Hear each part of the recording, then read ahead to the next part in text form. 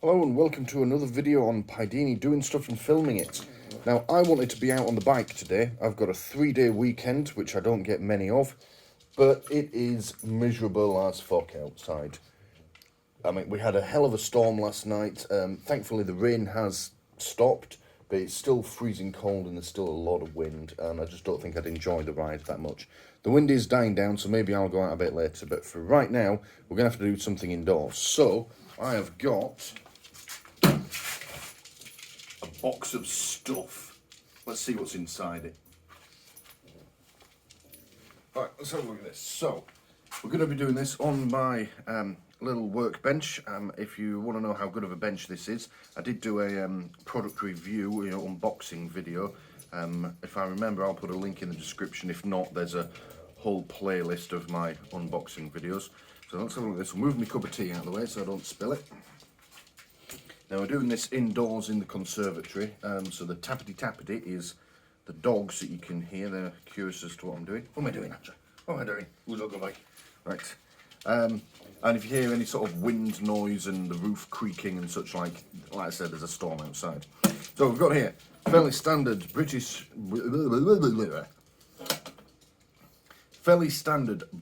Army ammunition box. Quite why it's got all the yellow paint on it, I don't know. I do have another one of these that I keep some of my shooting equipment in, and that's not got all this crap on it at all. But yeah, anyway, so fairly standard army box. In fact, I'll get the other one to show you.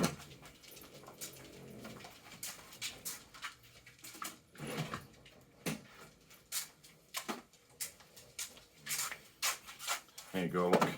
You have to imagine hundreds of these lined up, full of ammunition, being used by the British Army. They're great. I mean, this is all. Sorry, I didn't understand. That's because I wasn't talking to you. Yeah, I mean, you see, this one's all rusty and they've been battered. These boxes have probably been around the world. You'd love to know the story of this, where it's been, what sort of war zones it's been in. But yeah, if you ever need a sturdy box for tools or to keep your lunch in, or for what we're doing today, making a top box, yeah, I highly recommend them. You can get them for like between £10 and £20 depending on who you're buying them from online. Yeah, I've got 2 of them now, plus a really large one that's down in the garden at the moment that I was using as a top box on my car, a roof box.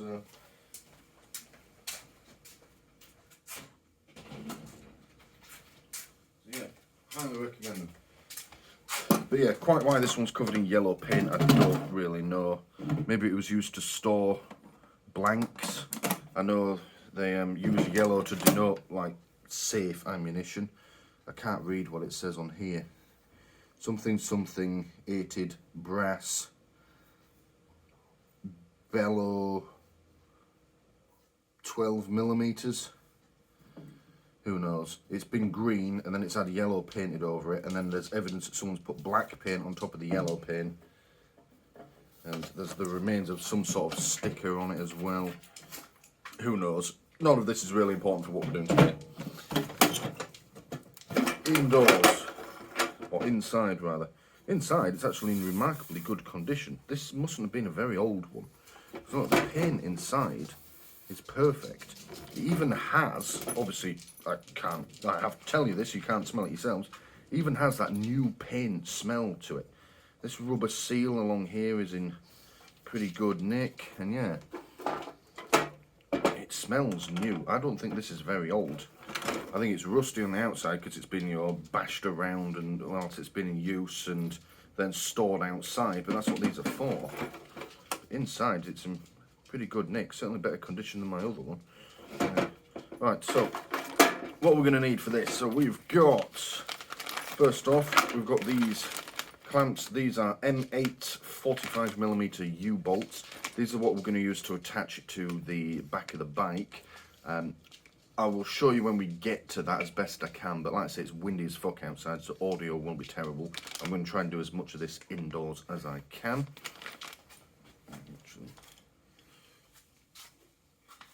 Double check I'm actually recording. So we've got those to actually hold it onto the bike. I've ordered a rear reflector, and we're going to put that sort of on the back like that. The reason being is the bike does have a rear reflector because it has to have one. It's like that big and it's just stuck on the bottom of the number plate. I'm sure that's perfectly sufficient. They don't. I've seen lots of bikes with those sorts of reflectors, just little ones. They can't expect you to have massive reflectors on something, a relatively small vehicle, but I'd rather have something a bit bigger because safety. So we're going to have that on the side there like that. We've got, ooh, ding, bacon's ready. Okay. And then we've got these. I got these from Wilco's because always Eva floor protectors. They're basically just little rubber pads. And what we're going to do is we're going to stick these on the underside of these and inside our clamps, just to try and reduce sort of noise, vibration, and harshness as we're going along. There's a lot of vibration on the bike. I don't really want to add to it. And also, it'll just help protect some of the metal chrome bits on the bike, so they're not getting scratched up, because obviously once you scratch them, if you then get moisture on it, you're then inviting rust. I don't really want to do that, so these will help just protect the finish on the box and the bike. And of course, I don't want to be riding around with all this yellow crap on, so we've got ourselves a can of Wilco heat resistant spray paint. Now, it's heat resistant, not because this needs to be heat resistant, but because it's the only black spray paint that was in the shop for some reason. So yeah, we're going to give that a go later. I can't for the life of me find my sandpaper. I wanted to try and sand some of this down so that this has got a nicer surface to stick to. But I can't for the life of me find it, and I can't be asked to go all the way into town just to buy sandpaper, so we'll just go straight on to it. Right, I'm going to go finish making that bacon sandwich, and then we're going to get on with, with making it. I think we'll start with the painting side of it. Right, okay, that was a lovely bacon sandwich. I am ready for the day now. So, spray painting. It's the logical place to start, really, because beyond that I'm then like drilling holes in it, and once I've attached stuff, let's say if I put this on there and then paint it, I'm going to paint over my reflector, and then it's not reflective, it's just plastic. So normally I would do this sort of stuff outside, because then any sort of spray that doesn't land on the thing that you're painting is fine. It'll just like land in the grass or something like that. It doesn't really matter. But it's still cold and windy and miserable out there, and wind doesn't really work very well with spray paint. So yeah, and it's threatening to rain again, so we can't be doing any painting outside. So I'm gonna have to find a way to do this in the conservatory without painting half my house like it's a fucking ammo can. Right, let's see what we can do.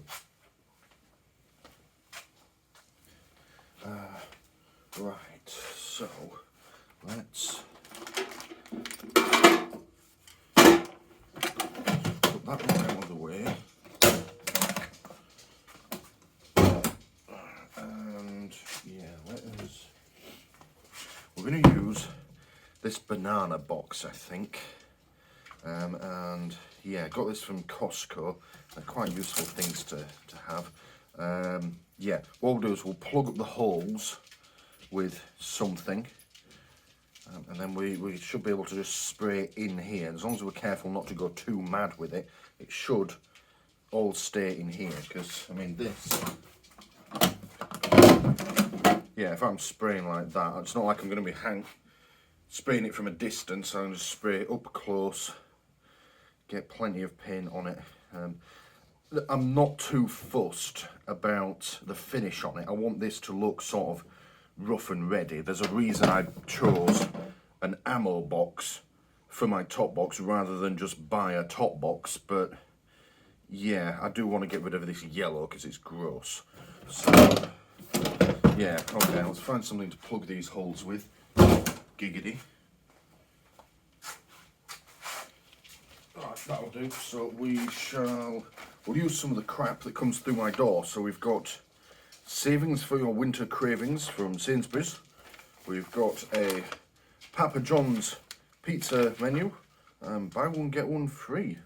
Buy one pizza and get another up to the same size and value free. Excludes small pizzas. Lovely. We've got, what's this? What? Oh, okay, all right. That's a Christmas card from one of my partner's dear friends. Okay, we won't use that. That's bad plan, Stuart. Yeah, no, we're not doing that. That's just an empty envelope. Yeah, okay. And we've got, in 2023, make New Year's resolution to embrace comfort, care and community. Interesting, okay. Brampton Manor Boutique Care Homes. I'm 30 fucking 2, you cunts. The hell? That's got a nice calendar on the back of it at least. But no, I don't need adverts for a fucking care home. Bloody hell, right. So we'll put this Christmas card somewhere safe.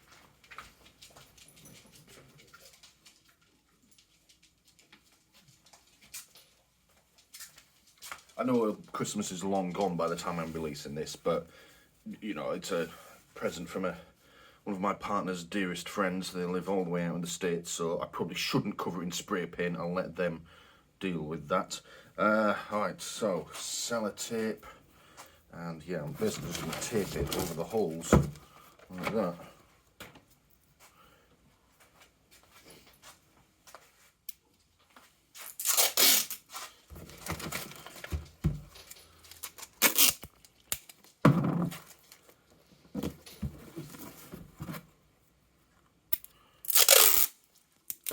I don't recall what this envelope was for.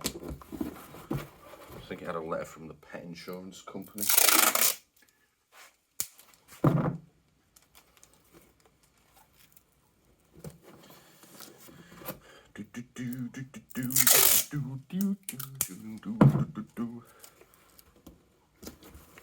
Tell you what, I'm time-lapsing this so I can have some music on as I'm working in silence. What should I have on? Okay, Google. Play Breathe by The Prodigy. Got it. Breathe by The Prodigy. Here it is on Spotify.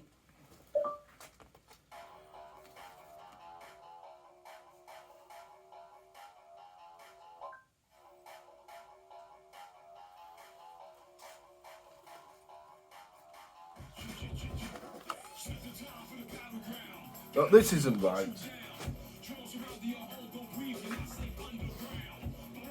Okay, Google. Stop.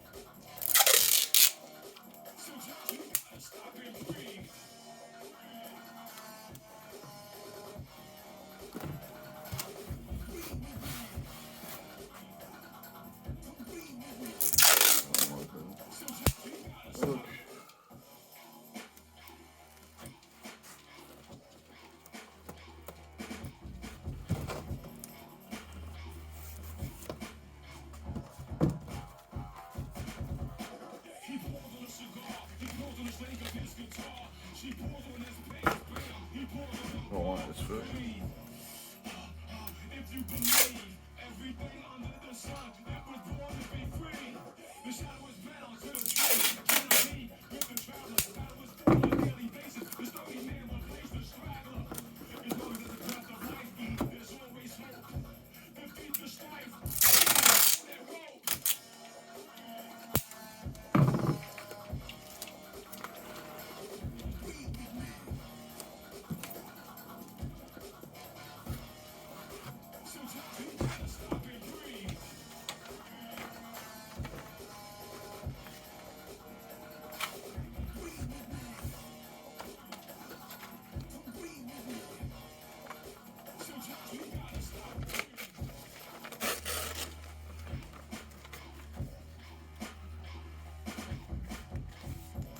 Okay, Google. Play Goodbye My Lover.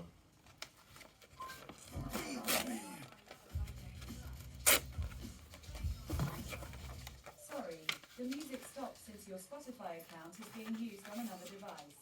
Is it really?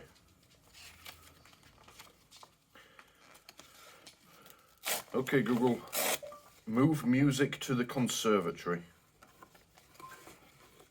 Sure, I'll play it on conservatory speaker.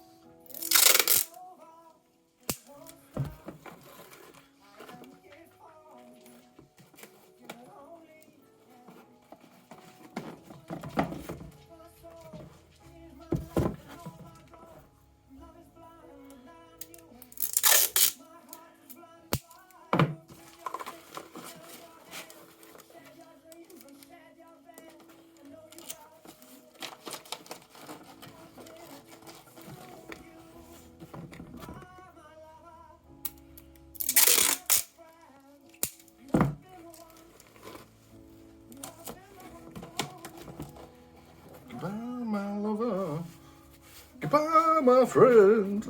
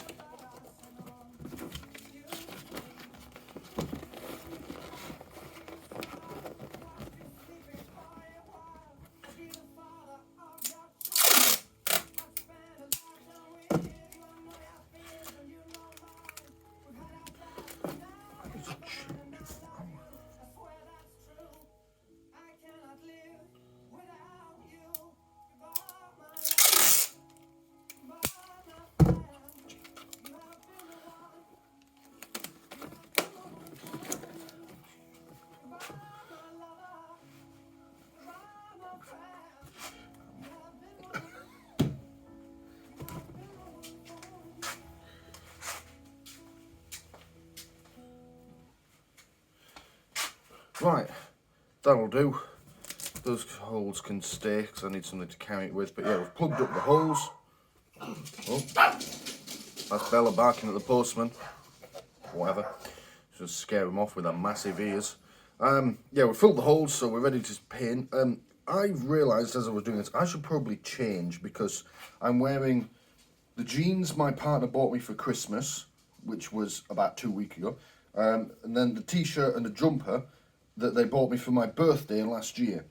I don't want to get spray paint on this stuff, so I need to go and find something more appropriate for this, because otherwise I'll get shouted at. I've always been shouted at. Right, that's better. So, we've got work smock on, which I normally use for working on the cars. I've got my apron as well, Adam Savage inspired apron.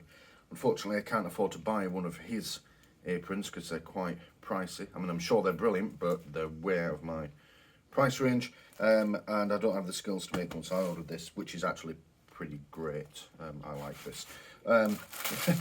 The dogs weren't actually barking at the postman, they were barking at the every delivery driver.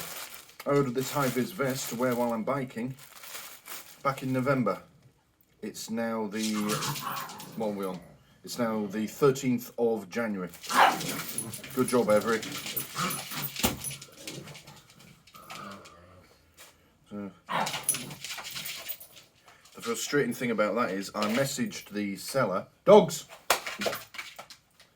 The frustrating thing about that is I messaged the seller a few days ago saying, do you want to maybe give Every a chase? It hasn't arrived. You may want to start, looking at getting your money back from them. I didn't want them to refund me because it's not the seller's fault. But of course, eBay, everyone's really panicky when it comes to keeping your buyers happy. So they're like, well, if you don't get there in 24 hours, I'll send you another. I'm like, no, don't do that. I don't want to cost him money because of Every. I'm like, mate, just get your compensation back from Every, and then, if need be, send me one by Royal Mail. Even though they're on strike, they'll probably get it here faster. So yeah, I quickly messaged the guy and say, look, it's just arrived. Please don't send me another one. I don't want to cost you any money. Hopefully he hasn't sent one, but well, I may end up with 2 high-vis vests at this rate. Anyway, I'm getting off topic. This is what we're wearing.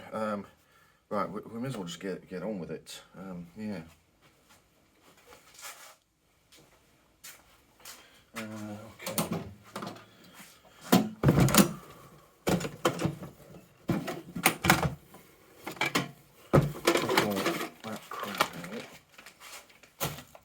I'm only going to spray the outside of this. I don't need to spray the inside. As you can see, it's in really good nick inside. Also, like I say, I'm not even that bothered about the finish on it. I just want it to be black. I just want to get rid of all this yellow. Let's adjust this table first.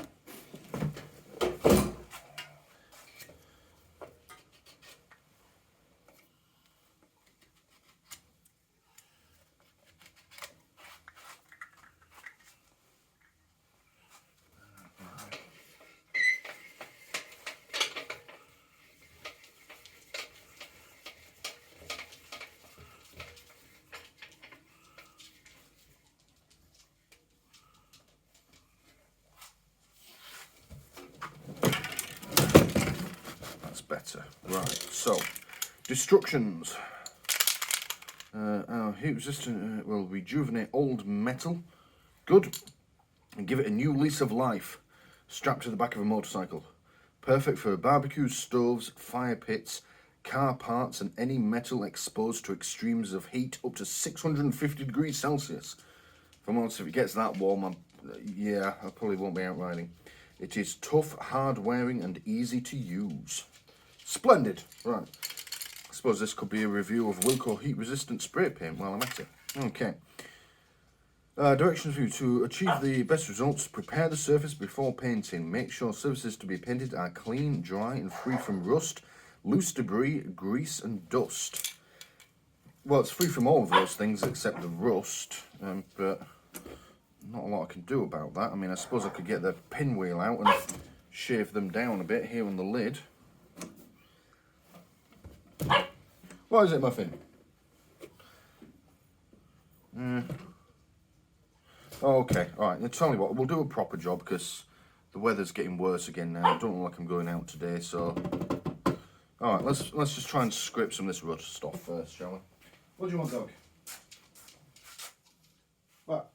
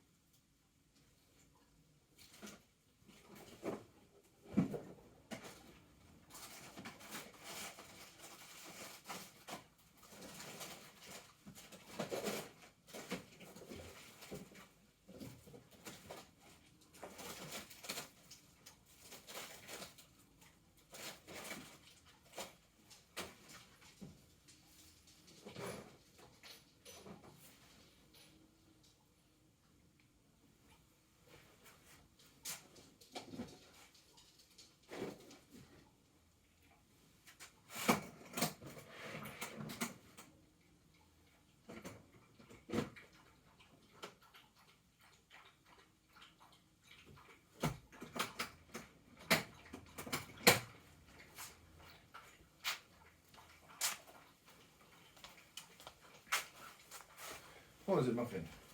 Don't you go on the sofa, don't you? Oh, boy. Oh. There you go, be on the sofa. Alright, I can't find my pinwheel for the drill, so we're going to have to do this a slightly slower way. We're going to use this steel brush that I've got. To be fair, it's actually probably a better tool for the job. But, yeah, whatever. If it feels like I'm rushing this and I want to get it done in a day, that's because I do want to get it done in a day, because I don't want this to drag on throughout my weekend. There's lots of things I want to do. I don't often get a 3-day weekend. The reason I have a 3-day weekend is because I'm starting a new job on Monday, so I've managed to wrangle Friday, Saturday, Sunday off. So, well, it's not that new, it's the same job, just a different department, but whatever. Alright, I mean, obviously it's going to be hard for you to tell on the camera, but if I just run my fingers over this, there's a few rough spots that might give the paint some trouble, but generally it's okay. We'll just do like the edges. I suppose it's the first test of these brushes really as well, isn't it? So let's start there, shall we?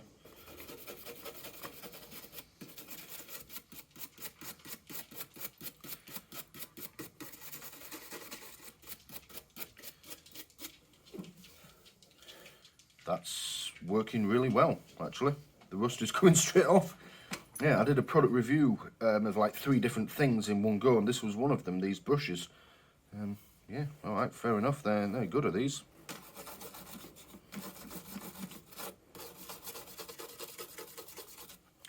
Oh look, it's taking the yellow off as well.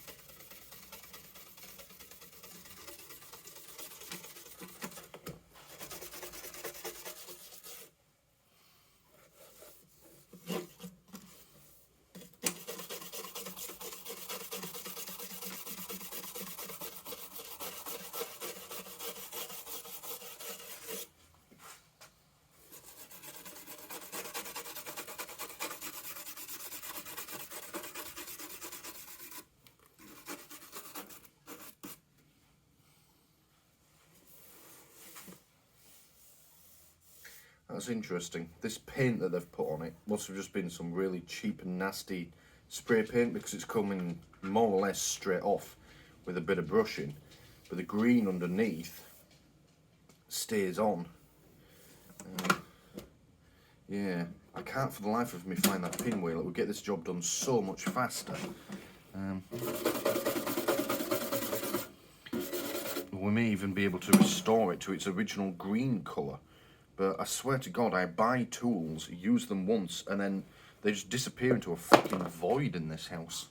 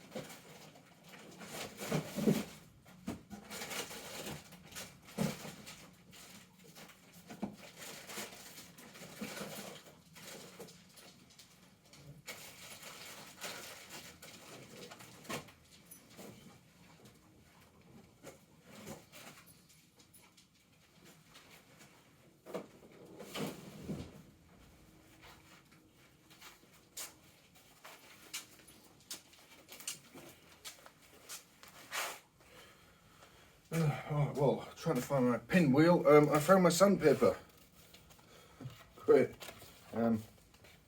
yeah, we'll use that instead, shall we? What grit shall we have? I suppose we'll go with the 60 and get this done. I used to have like a sanding block as well. Fuck knows where that's gone as well. Swear to God, half the shit I buy just disappears.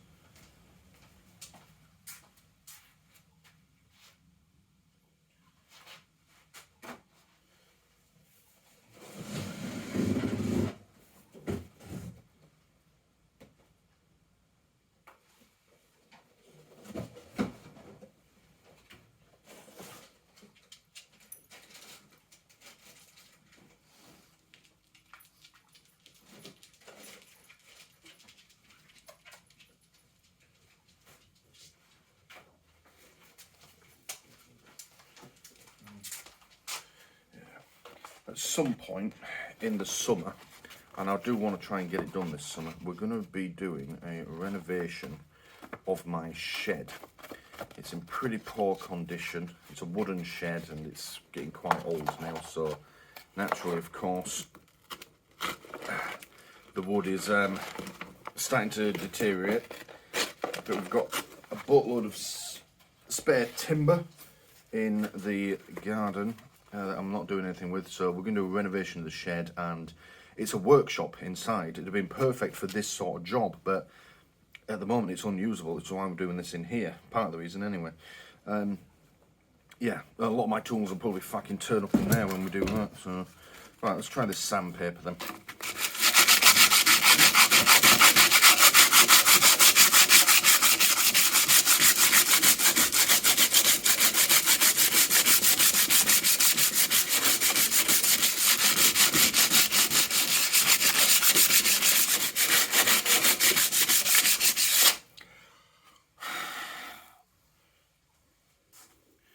You know, that's interesting actually. I don't know if you can see it on the camera, but as this yellow stuff is coming away, there's all this lettering being revealed.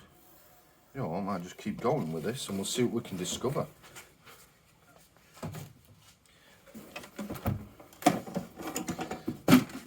This was meant to be a quick job to get this thing painted, but it's turned into a fucking archaeological dig.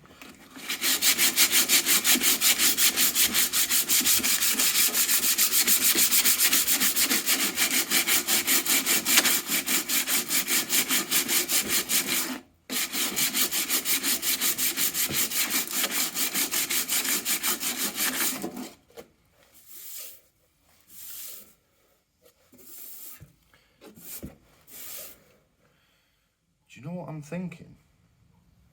I might not paint this after all. What's interesting, as I'm sanding it, this yellow and all the other stuff that's been put over the top of this is coming away, and it's revealing the original colour and markings. We're not taking the original green paint off. This could end up looking really fucking cool, just in its original colour. That's quite exciting. All right, let's keep going. We've still got a few bits to get rid of.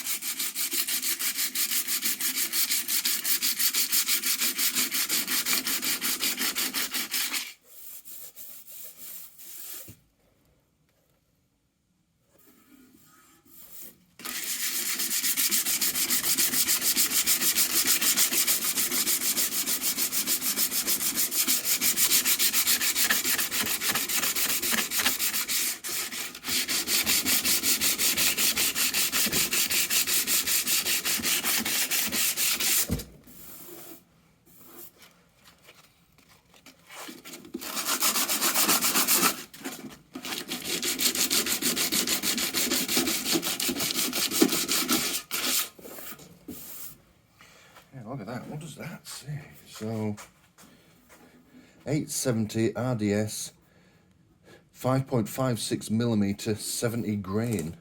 That's standard NATO cartridges. That's really cool. These look to be serial numbers. Yeah. That's really fucking cool. I think it's still going to be scratched and beat up, but if I can get this to a reasonable standard, I don't think I'm going to need to paint this after all. My fucking hands. If I was doing this with power tools, I'd definitely need some sort of breathing apparatus on. But, yeah.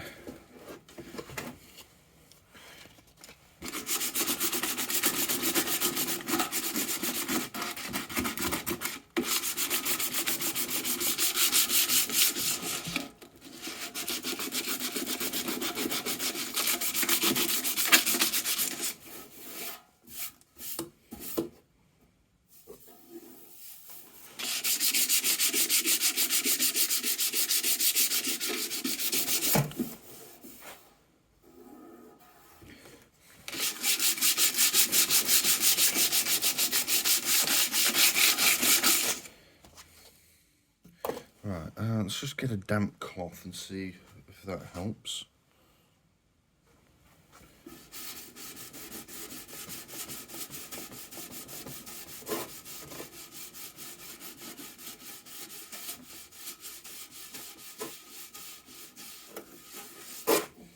Yeah. See, I always assumed these sorts of boxes were like for your 50 caliber guns. You know, they're like they put on the top of their fighting vehicles. You have the big box mounted at the side of the gun with the belts of ammunition that come out of them. But yeah, 5.56, that's small arms. That's rifles and pistols and such like. This, as far as I remember, it is from all the Forgotten Weapons videos I've watched. So, yeah. So this will have just been full of ammunition for soldiers to put in their, you know, in their rifles. So yeah. Right, let's see if we can get a little bit more of this yellow off. I'm conscious I don't want to try and scratch this lot off or scratch up the green too much, but I do want to get rid of some more of this yellow.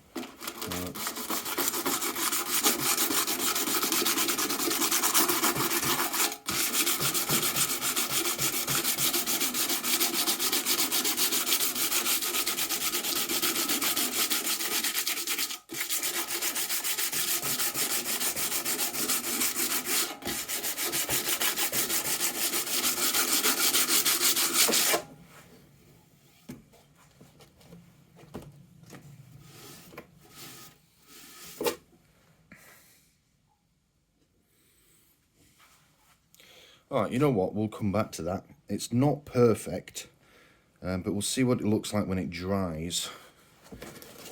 Because I could keep going, but I think I'm going to start taking this lettering off, which I kind of want to keep now.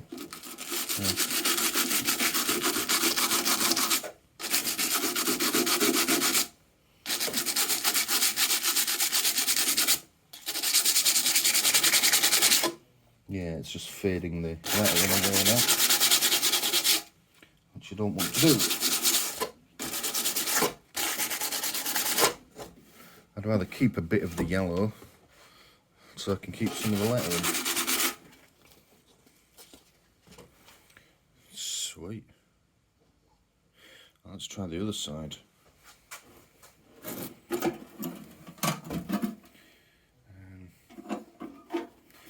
This bit's gonna be... Oh.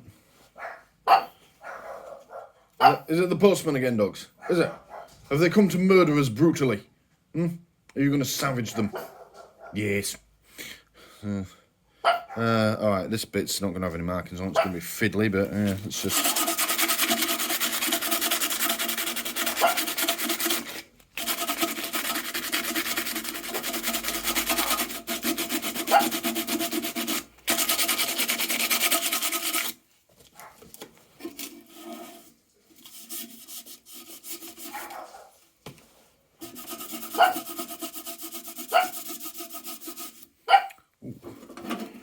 Maybe that is the key. Maybe I'm scratching this too hard. Yeah.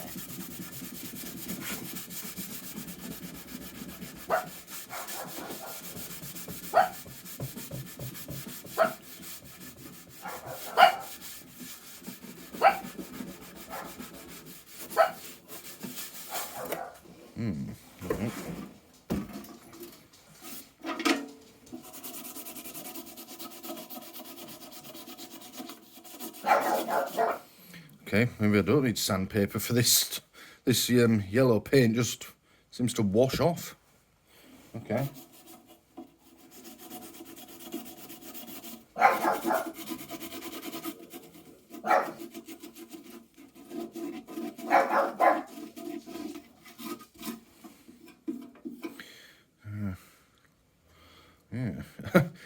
I've just thought some miserable private who's probably done something wrong in the army and been given one of those really menial tasks to do.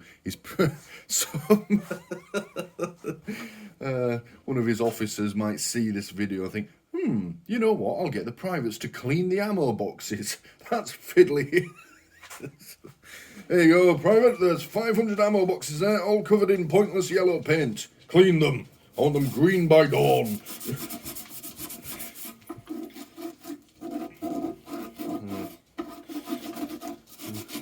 And then they'll be like, sir, yes, sir. They'll spend all night cleaning these boxes. In the morning they'll come back and they'll be like, what is in this ammo box, private? They'll go, sir, jelly donut, sir. Jelly donut. Can we fight the enemy with jelly donuts, Private Pile? Sir, no, sir. What the hell is a jelly donut doing in my ammunition, Private Pile? Oh dear, I fucking amuse myself too much sometimes. Oh dear. That's a point. It's a shame that YouTube is so up its own arse about copyright. I mean, I could just do with, as I'm working on this, I mean, I'm making the video, which I love doing, but I could just do with a film or some music on whilst I'm doing this. I mean, but, you know, it'll just immediately get claimed by some faceless corporation. It's like, oh, fuck the lot of you, then I'll do it in silence. Alright, okay, well, we won't bother with sandpaper then. Let's just see if we can clean this off. We might even get to see what this sticker says, so...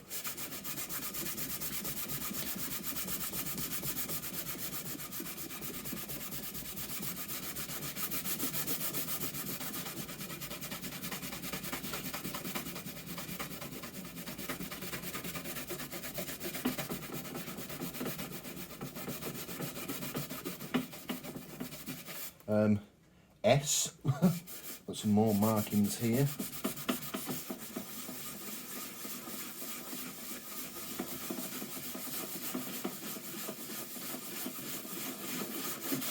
This black paint's putting up a bit more of a fight. That might need the sandpaper, but the yellow stuff is just coming off quite easily.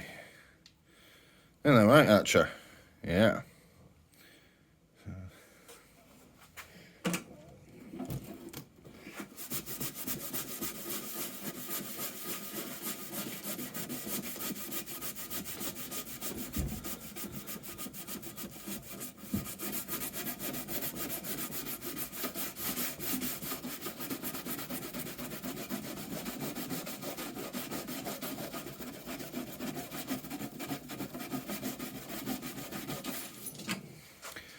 .4S. Whatever that means, yeah. Okay. Oh, look, oh no, I'm ruining the pad. Never mind.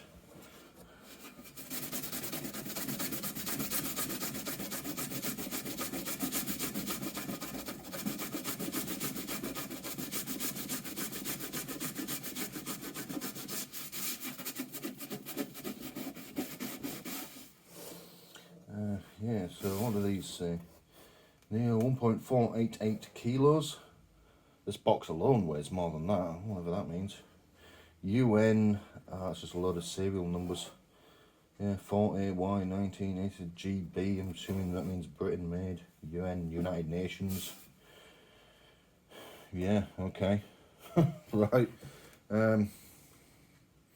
Yeah, right, let's keep going. This black stuff here is coming off, it's just a bit more stubborn, but yeah, I like projects like this where they don't quite go the direction that you were planning, but they go in a better direction. Yeah, this is great.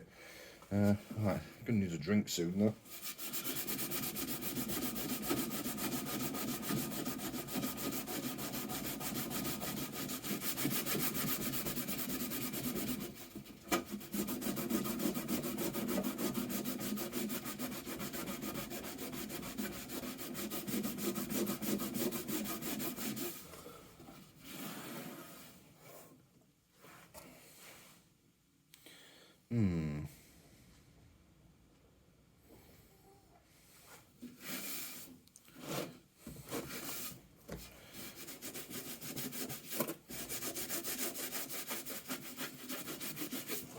Do you know, I don't think I'm ever going to be fully rid of the yellowness on this.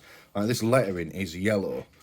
I think it was probably white to begin with. I think there's always going to be traces that this was spray painted almost all completely in yellow, but that's okay because, yeah, if to get rid of all of it, I would have to strip it basically down to its bare metal, and then repaint it, and I don't want to do that because a box like this has probably been all around the world, and it sort of strips it of its character. I mean, I know to some people it's just a box, but to me this sort of stuff is interesting, so yeah, as long as we get rid of most of the yellow and it's maybe just hints of it here and there, then I can live with that.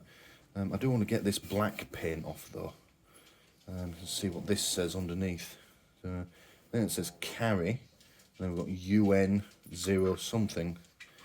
Yeah, let's keep going and see what we can see. That's better. Just clean my spongy thing out. This is literally just a dish sponge with like a rough outside to it. It's like a kind of like a Brillo pad. That's all I'm using. I'm wearing it out a bit on the corners, but yeah.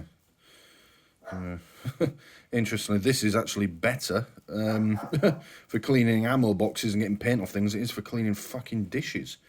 So yeah. Alright, let's just wipe this off. See where we are. You know what?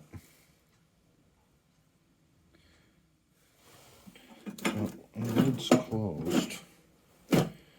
Yeah.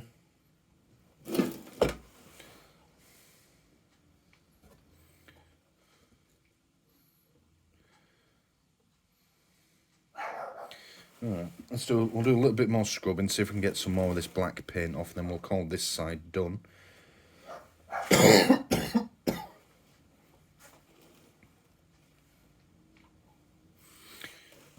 Looks to be brightening up a bit outside as well. Maybe we will go out later this afternoon.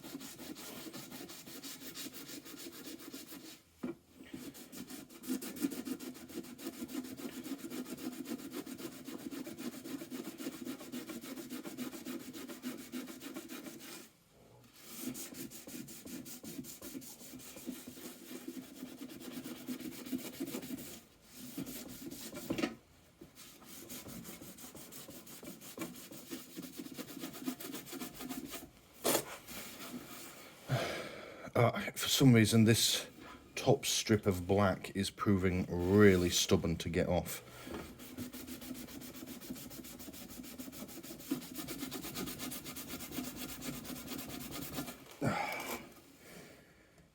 Yeah, I think it's actually permanent marker, you know. And is this last little bit, because there's a bit of paint there, and it's gone. But this, I think, might be permanent marker that I'm trying to scrub off, which is a pain in the ass. And also, you know what, that's pretty good. Like I said, I don't really need or want this to be perfect, so that looks pretty nice as it is. Yeah.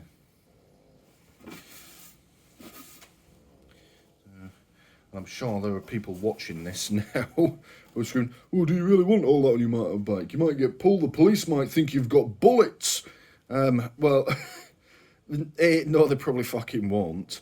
And B, even if they did, well, they're going to pull me over. Oh, I need to check you're not carrying bullets. I'll just give him a stupid look and go, well, I'm not, am I? Go on, let's think this through, lads.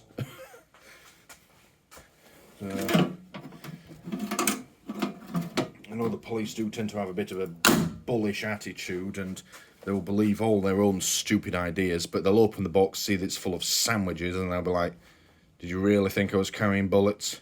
I mean, come on. let's be sensible here, shall we? So, and yeah, hopefully by that time I plan on having my own camera recording as well. So yeah, that'd make a funny video if they do that. Yeah.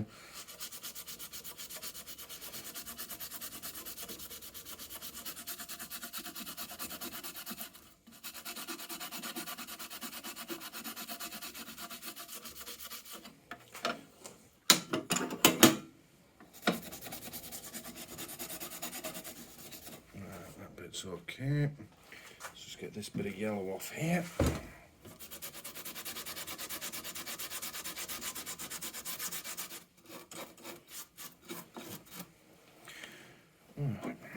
We'll give this a proper like wipe and rinse down when I'm done.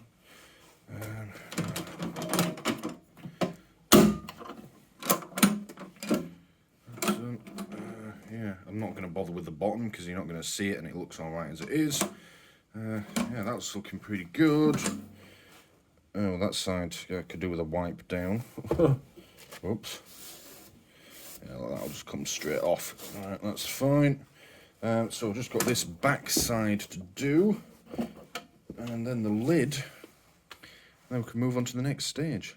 You know what, I'm kind of glad it's gone this way actually, because if we'd painted it, I'd be sat waiting and leaving it, and we probably won't be able to do anything until late in the afternoon, maybe not even today. I don't know how fast that paint is supposed to dry, so I'm kind of glad we've gone down this route. I think it looks better, like will do once I've got it all nice and cleaned up. Yeah, it's actually saved us a lot of time. And I haven't had to do any fucking spray painting in the house, which was going to be a bit of a pain in the ass, so I'm going to have to be really careful with it. So, yeah, just this backside and the lid to do, and then we'll move on to the next stage.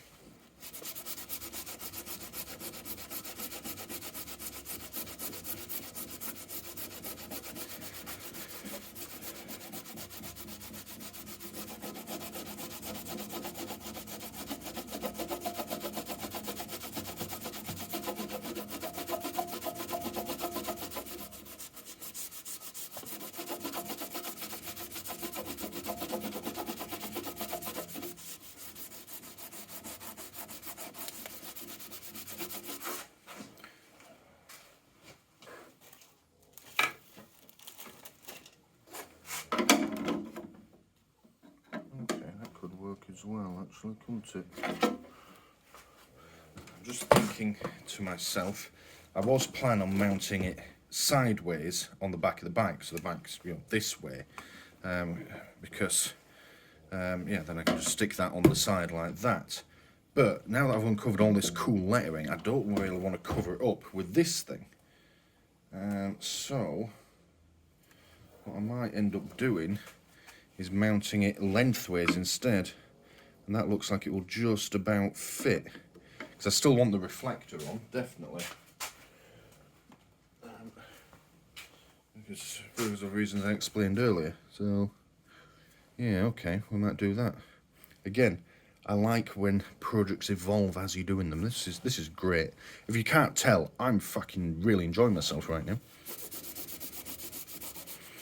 And that's what the channel is all about. I do stuff that I enjoy doing, and I film it as I do it, and then you lot can enjoy it along with me. How good is that?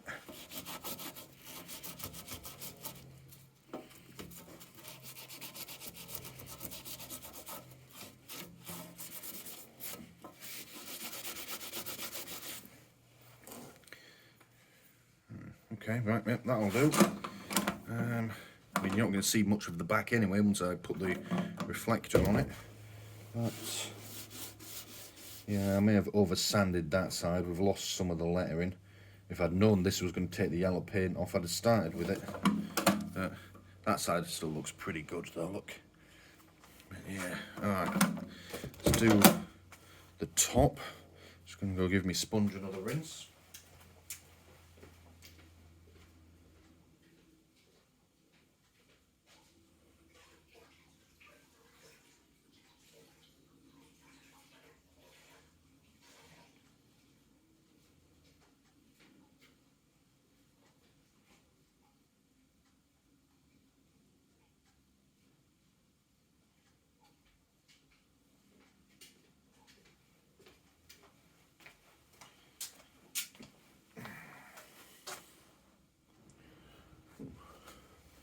just looking around the front of the house, although it hasn't made it around the back of the house yet. We're starting to get some sunshine, so we might be going out on the bike after all. Right, let's do this.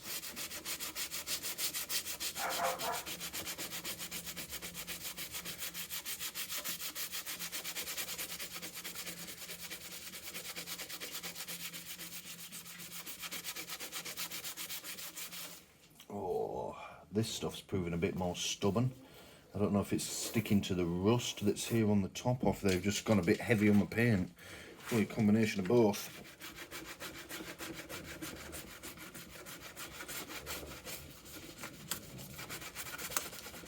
Yeah, those bits there do not want to budge.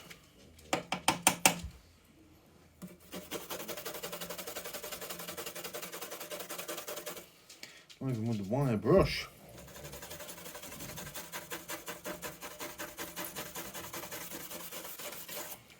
Yeah, okay. Alright. It's going to be perfect then.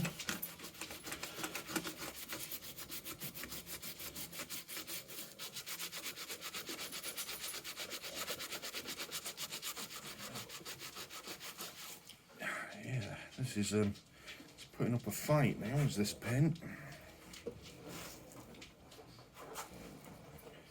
Where is it, Archer? What do you want? What do you want? You're not having this, this is paint. You can't eat paint. I know you would try, but you're not eating it. This is why I'm the human and you're the pet. Because you're a fucking idiot. You can't eat paint.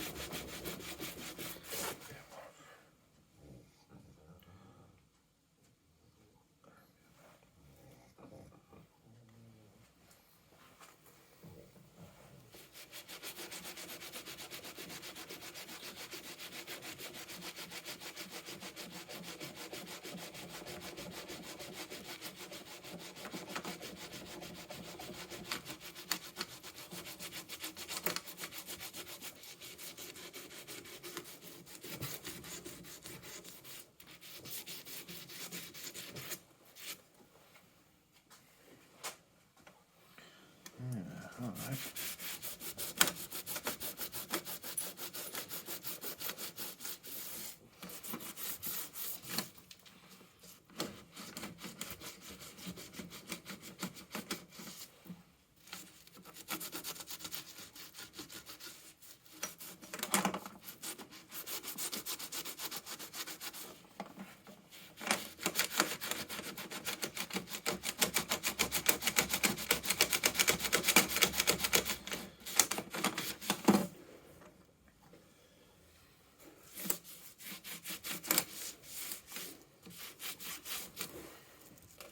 I do wonder what the lifespan is on these, because this has obviously been used by the army, or a military, probably the army, and presumably the British one, because, well, yeah, and it doesn't matter. This has been used by an army in NATO, and at some point they've decided, oh, we'll get rid of that, and we'll get new boxes in. But there's nothing wrong with this box. I mean, it's still got all the lettering on it, or it will have done, until I scraped a load of it off on that side. It's still got all the lettering on it. Like I said, the rubber seal is still good, so it's still waterproof. Inside, the paintwork is in perfect condition. Yeah, if it hadn't been covered in yellow paint, there'd have been absolutely nothing wrong with this. So, I wonder what their criteria is for getting rid of these things. I mean, surely they're not single use. That's incredibly wasteful. Yeah, and to my knowledge, they haven't changed their ammunition in a long time. They're still using 5.56mm NATO cartridges, so this is perfectly adequate. But yeah, you see hundreds and thousands of them for sale online. People buy them in bulk and then just put them on eBay. Maybe I should look to get a bulk buy of them because they're really useful.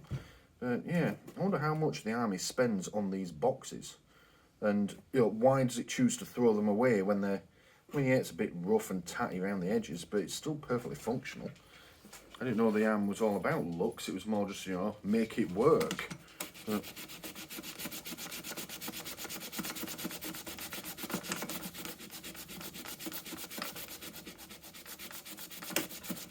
I mean, I'm buying these for, well, I've bought them for between £10 and £20. They seem to fluctuate. I think this one was £13.99. You've got to do a bit of a shopping around to find the best deal on these, depending on what size you want. Obviously, they come in all different shapes and sizes. But yeah, I bought this for, I think, £13.99 with free postage. If you wanted something of this sort of quality on the civilian market, brand new, I bet you couldn't get it for less than 50 quid. Someone had been some niche shop somewhere that's charging a fucking premium for everything, and only rich buggers, with more more money than sense, would buy it. So yeah, I wonder how much the army is spending on these, and when it gets rid of them, does it make its money back? I don't know. I mean, yeah, we'll have to have a look at it, won't we?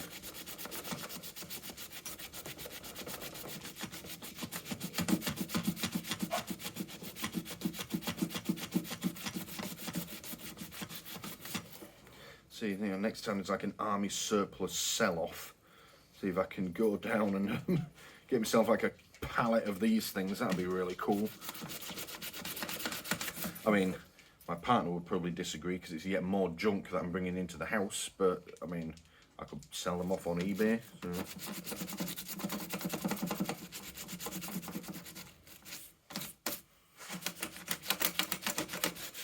Or maybe I could get a load of stickers for them, and it could be Pydini doing stuff and filming it merch.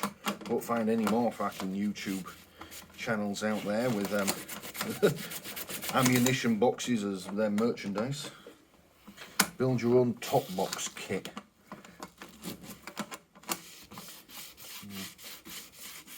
As you know, that wouldn't feel right. That'd be a bit of a rip-off, given that I literally got the box off eBay and bought the rest of it from Wilco. Oh no, I didn't. I got the reflector off eBay as well. I mean, yeah, this is actually a really simple thing that I'm doing here.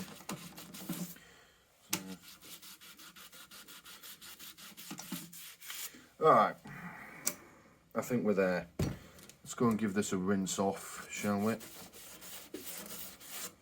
Yeah, some of this moisture is letting the paint dry again, so we'll give it a right good rinse and wipe down, and we'll see how she looks. Right,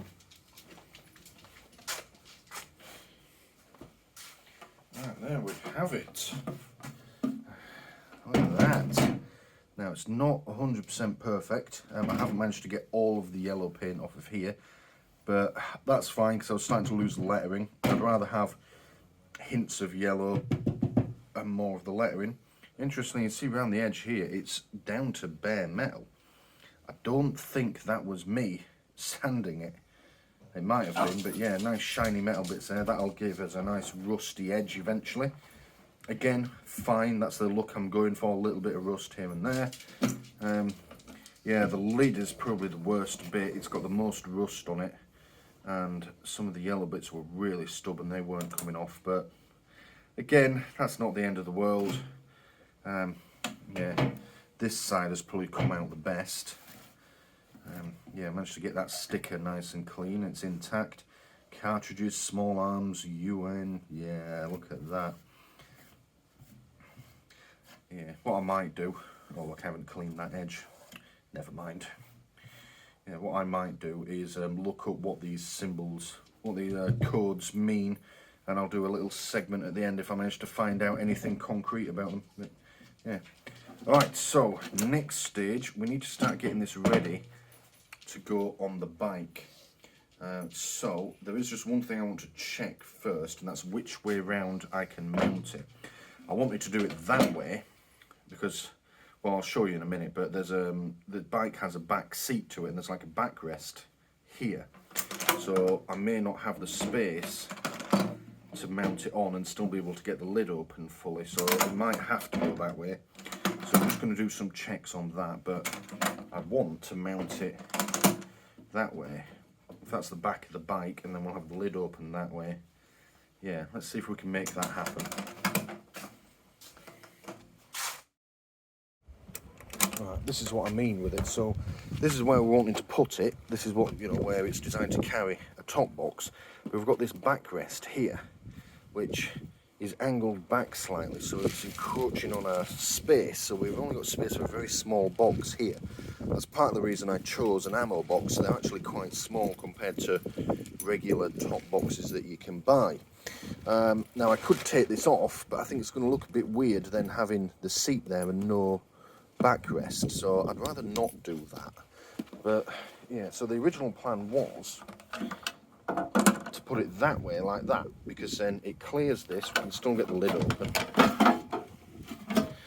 And I've got plenty of space for the reflector. What I'm thinking now though,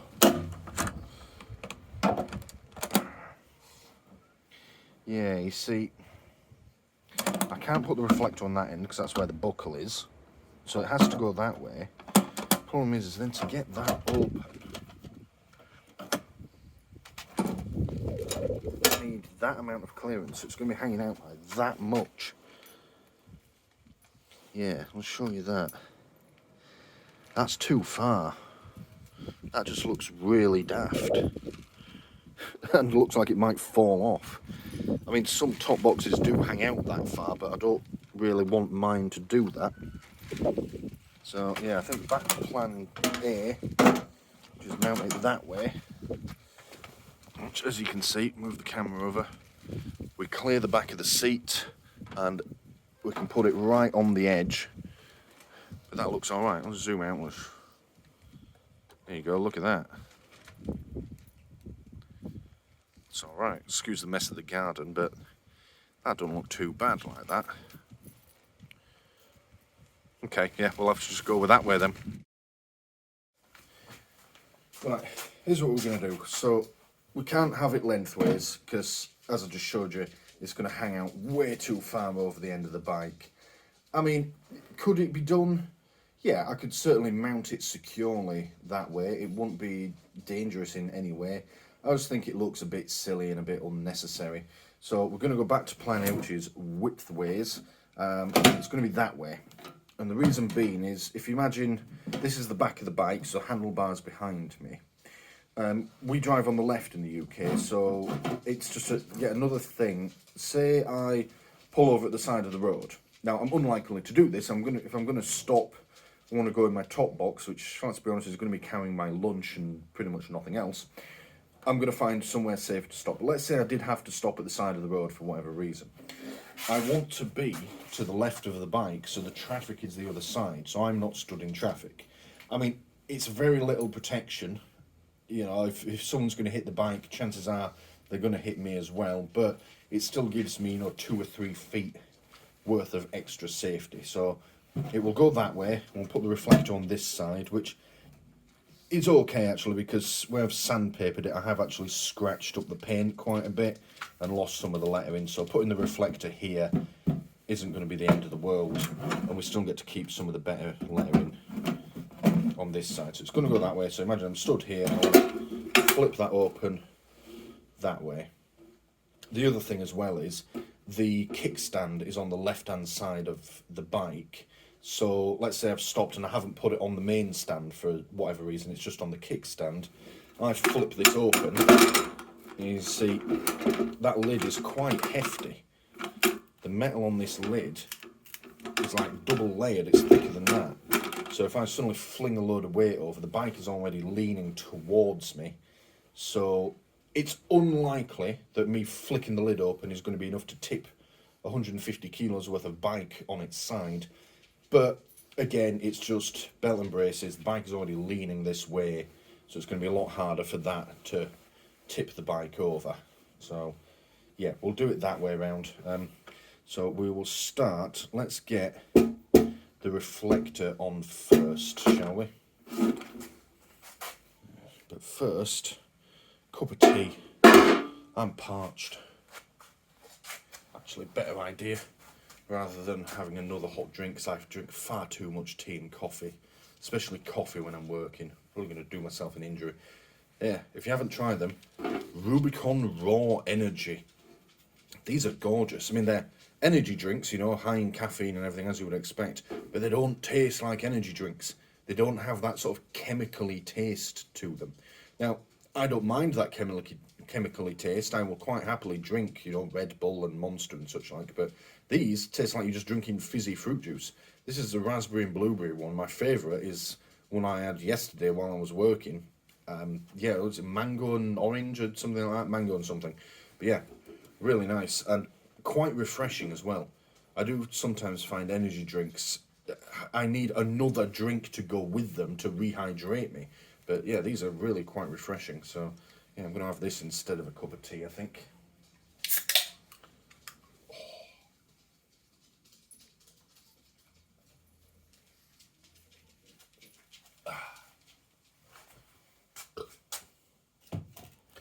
Oh, that's lovely. Yeah. I'm not going to do a review video of it, just go out and frigging buy one, they're like £1. Right, so let's shut the lid. There's a lovely snap shut to it, this. My other ammo box doesn't snap shut as well, but this thing is a bit loose, which we may have to, we'll see how we do on the bike. I mean, it's not like the lid is going to fly off, but that is supposed to sit upright like that and stop that from coming fully undone. You know, that's as far as it will go.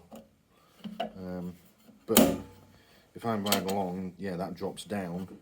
The vibration of the bike, I mean, you need quite a bit of force to get that off, but we'll have to see how we go with it. That might be an issue with that coming undone. I mean, it won't ever come fully open, I don't think, but yeah. Right, anyway, so we're going to put the reflector.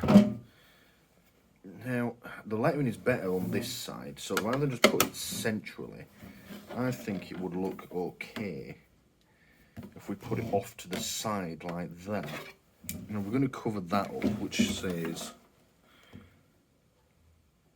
yeah, volume, it's the size of it. So the volume of it is 0.009 cubic meters, and then that is, what does that say? OWL, I think, 14.6 kilos, which, yeah, so it's 0.009 cubic meters worth of internal space, and I wouldn't say that's 14 kilos, maybe 14 kilos when it's full of ammunition, but, you know, whatever. But yeah, if we put that in the corner, like that, it doesn't look too bad, I don't think. No, that looks quite alright actually. We still get to keep most of this lettering visible. Still got the reflector on for safety. And yeah, the good lettering on the other side can still be seen. I mean, it's going to be somewhat obscured once it's mounted on the bike, but yeah, that could work quite well. We'll put it right there, I think. Right, need to go find me drill. Right, so we have got full battery. Excellent. We shall start. Got my drills.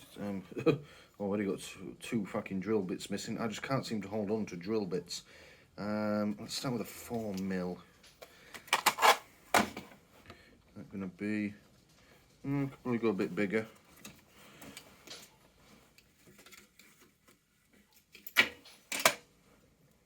5mm. Perfect. It's just the size we want. I did think about just putting screws in this, because I mean, if you press hard enough, you will get a decent wood screw to go through this sort of metal, even. And then I will just get a cutting disc on the inside and cut the screw off that's gone through there. But I didn't really want to do that because, well, it's more work, and I just like the aesthetics of nuts and bolts. So yeah, we're going to drill the holes, and then I've got all manner of little nuts and bolts hanging around about the place. So yeah, what we'll do is we'll use the reflector itself as a guide.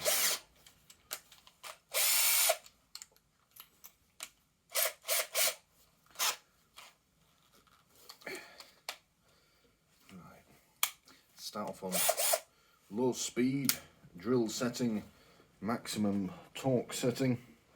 Yeah, we'll use this as a guide. If we go gentle, now, loud noises. Dogs are probably going to run away now. Oh, see, it moved almost straight away. Never mind, right, hold that down like that.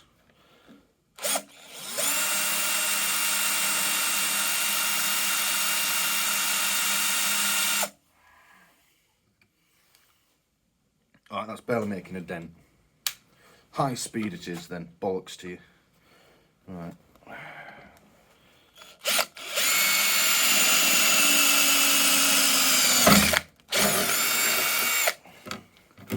That's better, look at that. Straight through. Minimal burning smell. We did take a little bit of plastic off the inside of that reflector, but that's okay, we can live with that. Let's just line that back up. It was something like that. That's not actually perfectly level, so we'll just... yeah, hold that steady like that.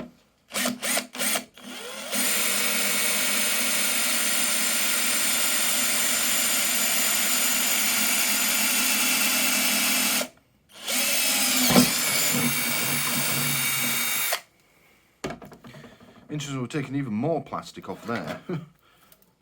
I only checked the bottom hole. I wonder if those were different size holes. I mean, they're not anymore. Now they are the same size hole because I have drilled them. Yeah. That is Wilco 16-piece mixed drill bit set, and I've used the twist drill, which is marked for metal use. As you can see, they did a pretty damn good job of it too.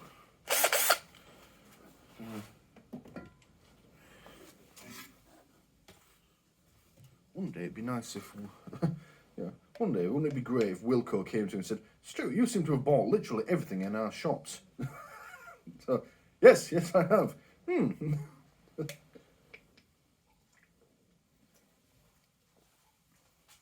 Perhaps we could team up. That seems to be mutually beneficial. You know, I think it probably would be Wilco, yes.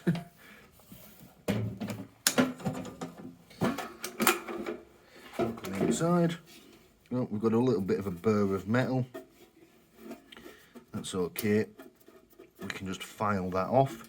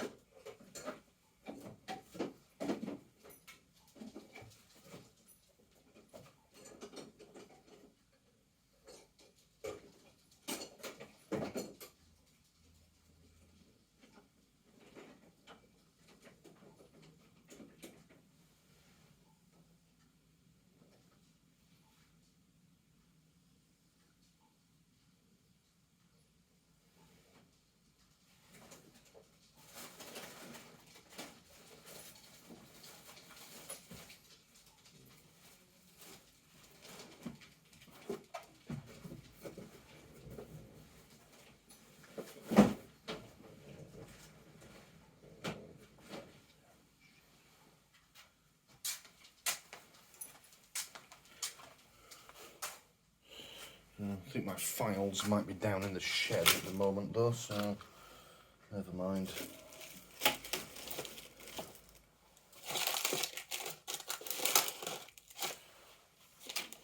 Let's go see what we can find nuts and bolts wise, shall we?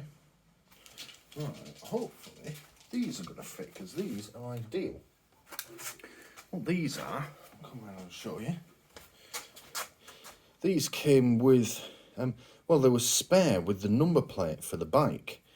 It's got 4 of these. There's little plastic nut and bolts, yeah, holding the number plate on. And I've got 2 of them. I was going to put some metal nuts and bolts through it, but these are probably going to be better for it, actually. So, yeah, well, let's see. Hopefully these are going to fit. Now, the question is, do I want them that way and have them poking into the side of the box, or do I put them that way and just have them sticking out? I think if I just have them sticking out, it gives me more usable space inside. I can like ram stuff in, I don't have to worry about snapping them off. But then it also may look a bit silly. So we'll go with them sticking out and see how it looks. I can always just take them back out again. Are they going to fit? Ooh. Oh, not quite. See, if they were metal, I'd just force them through, but all it'll do is strip the threads off on the plastic ones. Do they fit through there? Oh, not quite again.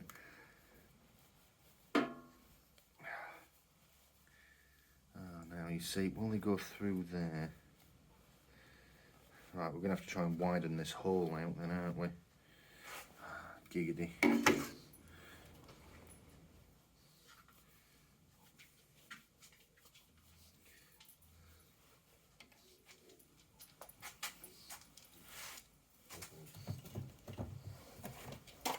Now, using your drill bits to widen holes is not recommended, because you do run the risk of breaking them. But I'm a bit of a rebel at heart, so we're going to do it anyway. How have you got out there, dog? What are you doing outside? Come on.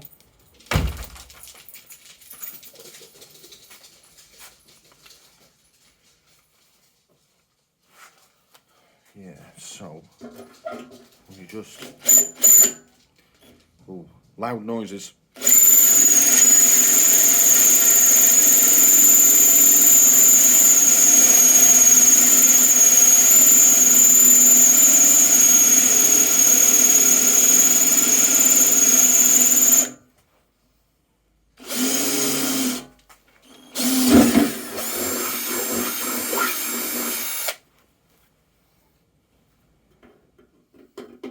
Perfect.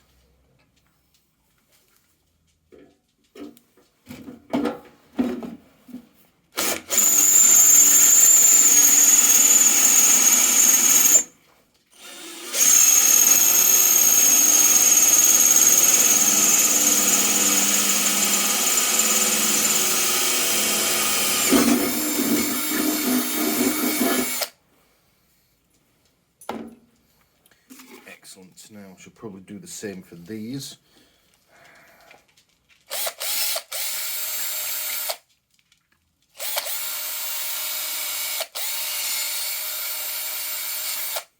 Perfect. Oh, metal filings. Ugh. Let's put these outside.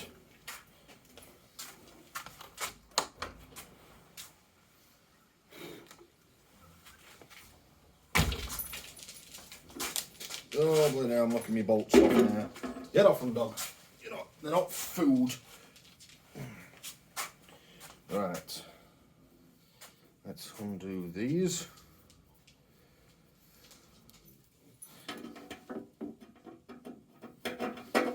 Yeah, look at that. I'll do the next one.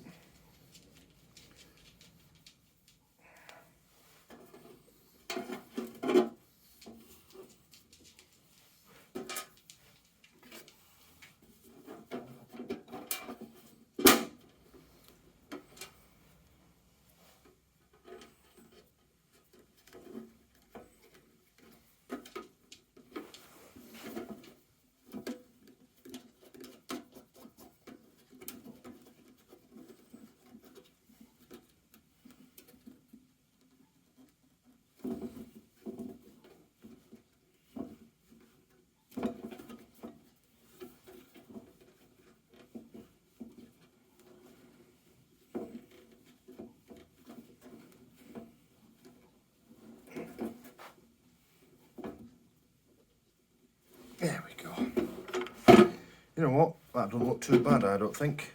I mean, yeah, they're sticking out, but that's okay. I can live with that.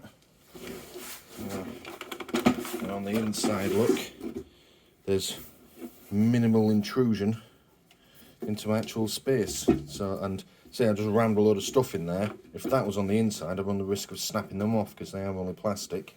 And even if they were metal, I then run the risk of snagging stuff and scratching my valuables up. So that's good. I like that way. That's a good way of doing it. It's not 100% level. The drill must have slipped as I was drilling. I mean, we can force it round a bit, but again, no one's going to fucking notice but me. So, right. Yeah, the inside this is going to need a clean. It's now full of all metal filings and such like. But yeah, that looks quite good actually. I like that. Right.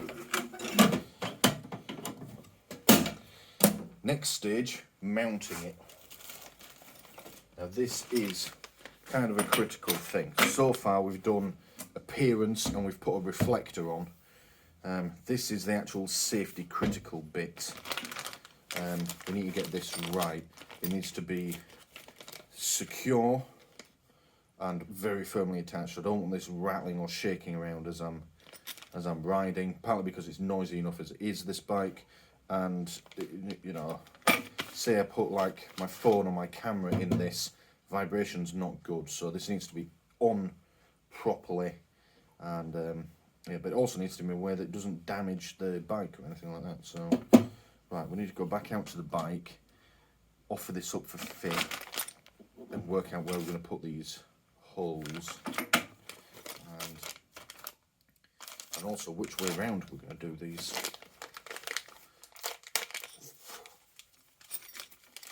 Because we have a similar issue to what we've just had with these. So I could put them that way because the bars that I'm going to be attaching this to are round, so that makes sense to put them that way. But then I've got my nuts and bolts poking up into my box. So, or I could put them that way around, but then I've got a round edge on a flat surface, which is not ideal because as I pull that tight, it's going to then start gouging at this. So I think it's going to have to be that way, and we may just have to live with them protruding into the bottom of the box. I'll have to cover them with rubber or something like that. That might have to be the way it's done. Yeah, I think it's going to have to be that way because if I put them that way, I mean, it's just going to protrude by just as much. Look, because I'm only going to be able to pull it down that far. Yeah, I don't think it's going to make any difference which way I put these in, if I'm perfectly honest. So we may as well just go that way, I think. Can't decide. I'll tell you what, let's get it measured up, or get the holes drilled, because the holes are going to be the same whichever way I do this, and we'll see what it looks like on the inside. Yeah, okay. Right, let's go outside again.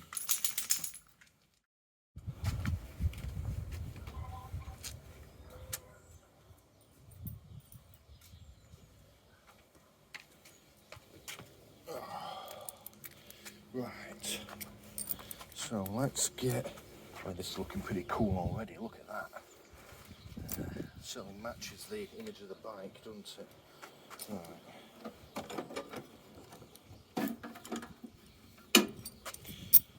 So what I want to try and do is get this mounted around this thicker bar. Avoid using this inner one, just because that's thicker and therefore stronger. Get this as central as we can.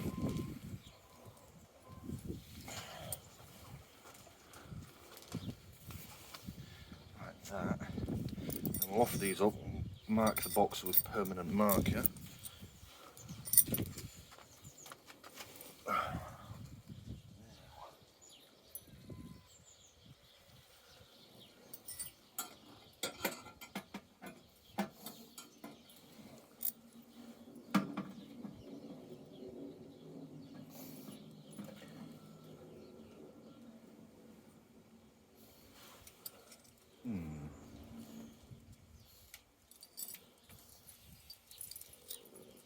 I'm thinking, you know.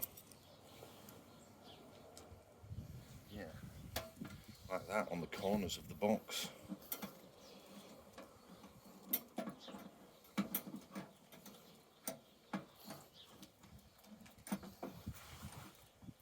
Yeah, like that.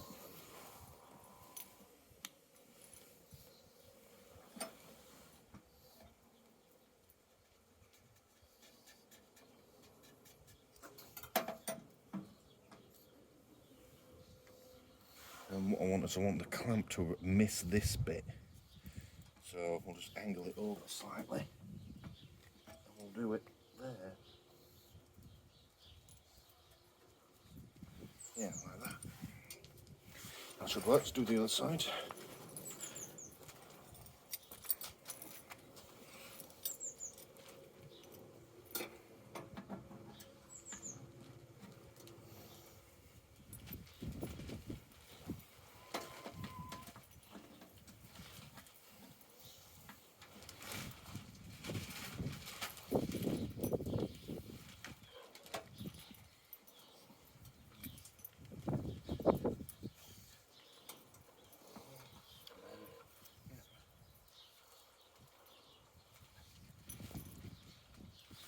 Right. Let's get it drilled then.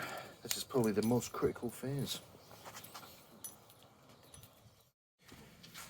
Right, so let's put the lid on properly again. Flip this over. What the hell? Oh, there they are. Thought I'd lost my markings then. No, they've just got a funny colour. So yeah, we're going to holes there and holes there. These are M8. No idea what fucking thickness that is, but we're going to need a bigger drill bit, that's for sure.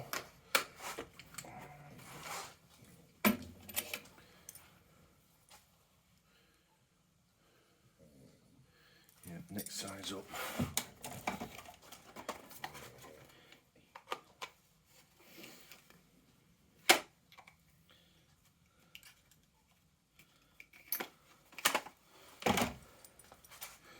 Yeah, which is like actually perfect. Yeah, so 8mm for these.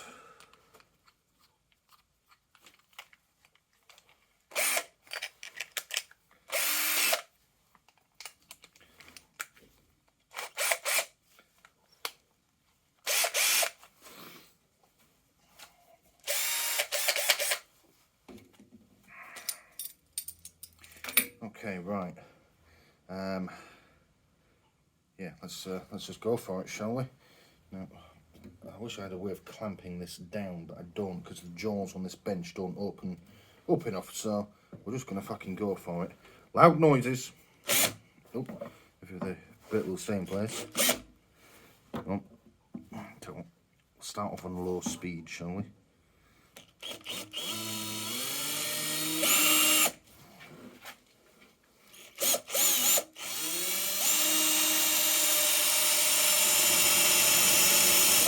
Go, and high speed.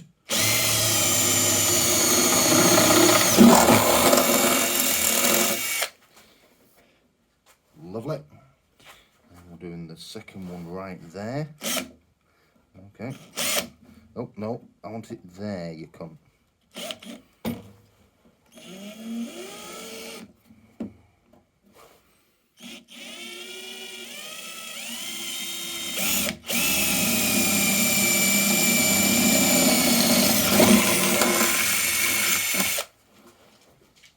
Right.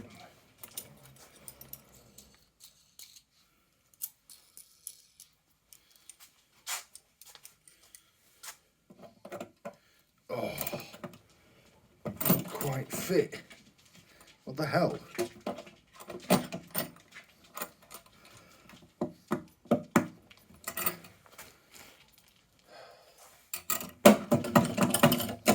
I suppose there are bound to be setbacks eventually.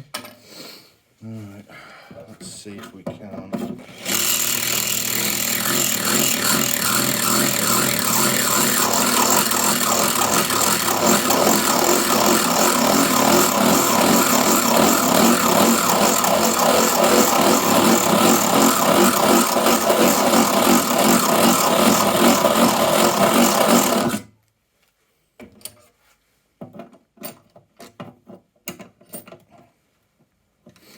See, this is when you need a drill press, which is a tool I don't have, but I really wish I did. Get this fucking thing out now. Out you come. Come on. There we go. Let's just widen this hole a bit more.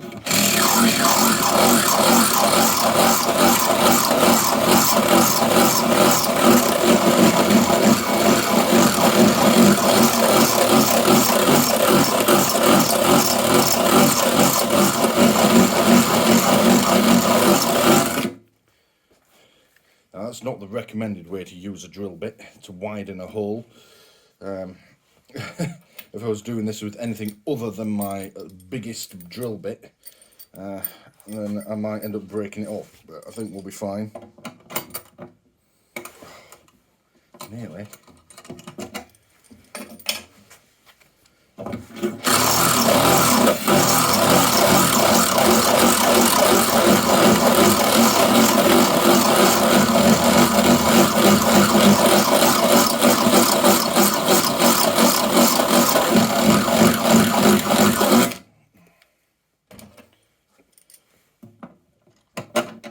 There we go. It's not perfect, but it fits. Oh, and now it won't come back out. Come on. Right, let's do the other two holes. Hopefully they go a bit better for us. Right, start with that one. What we'll do is we'll do it slightly further in.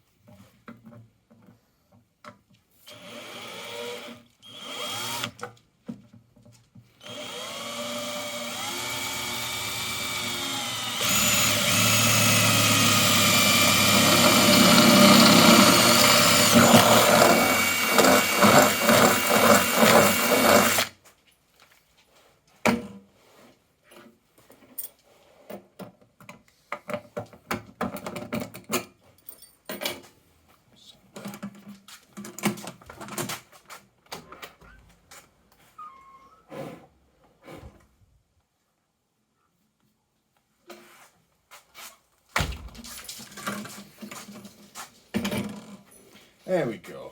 Right. So let's have a look, see which way around is going to be the best way around for this. Because I'm thinking it's going to be that way.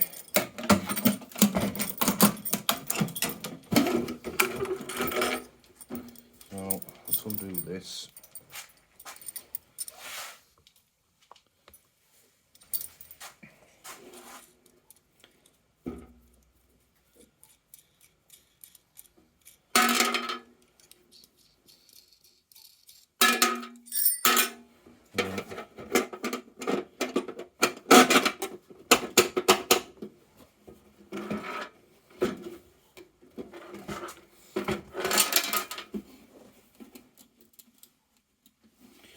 I want you to fit, you cunt.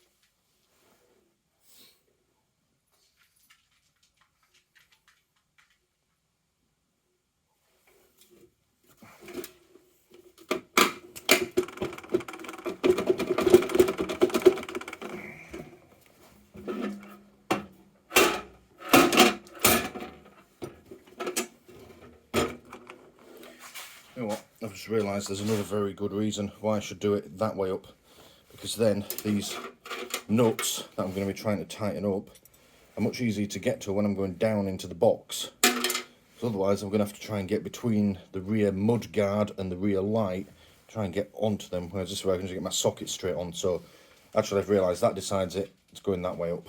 So right, so next stage is we need to try and get our little rubber grommets in somehow, our little vibration dampeners, and then we bolt it on and we're done. We have a top box. Yeah, we're getting there. I realised as well, whilst I was moving the camera outside for that last sequence, I've been at this about 4 hours now. I mean, hopefully it's not going to be a 4-hour video, but time fucking flies. When I'm doing 4 hours at work, it feels like 4 days, but I'm really loving this, so yeah, there you go. Word to the wise, or word from the wise. Oh, I'm not wise, but life something, don't care. Yeah, find something that you enjoy, and if you can make money off it, happy days, because yeah, time flies when you're having fun. Right, okay, where's my little rubber things?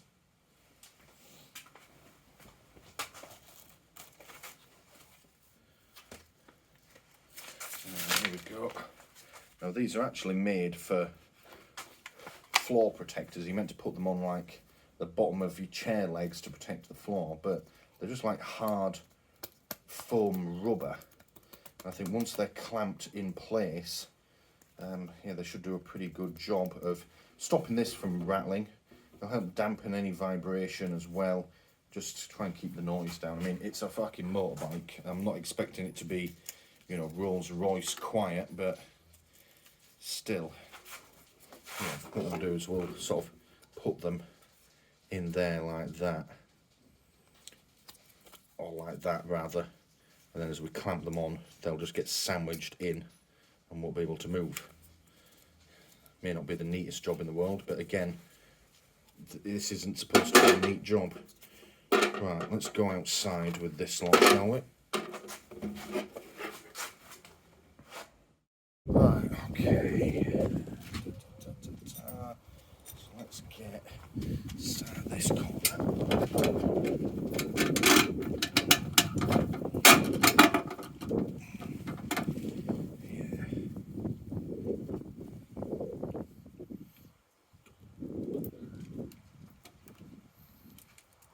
Yeah, I'll tell you what we'll do. We'll double up on these. We'll take one of each because they're sticky on one side, stick them together. I've got loads of them and they were like £1. So yeah, we can afford to use them.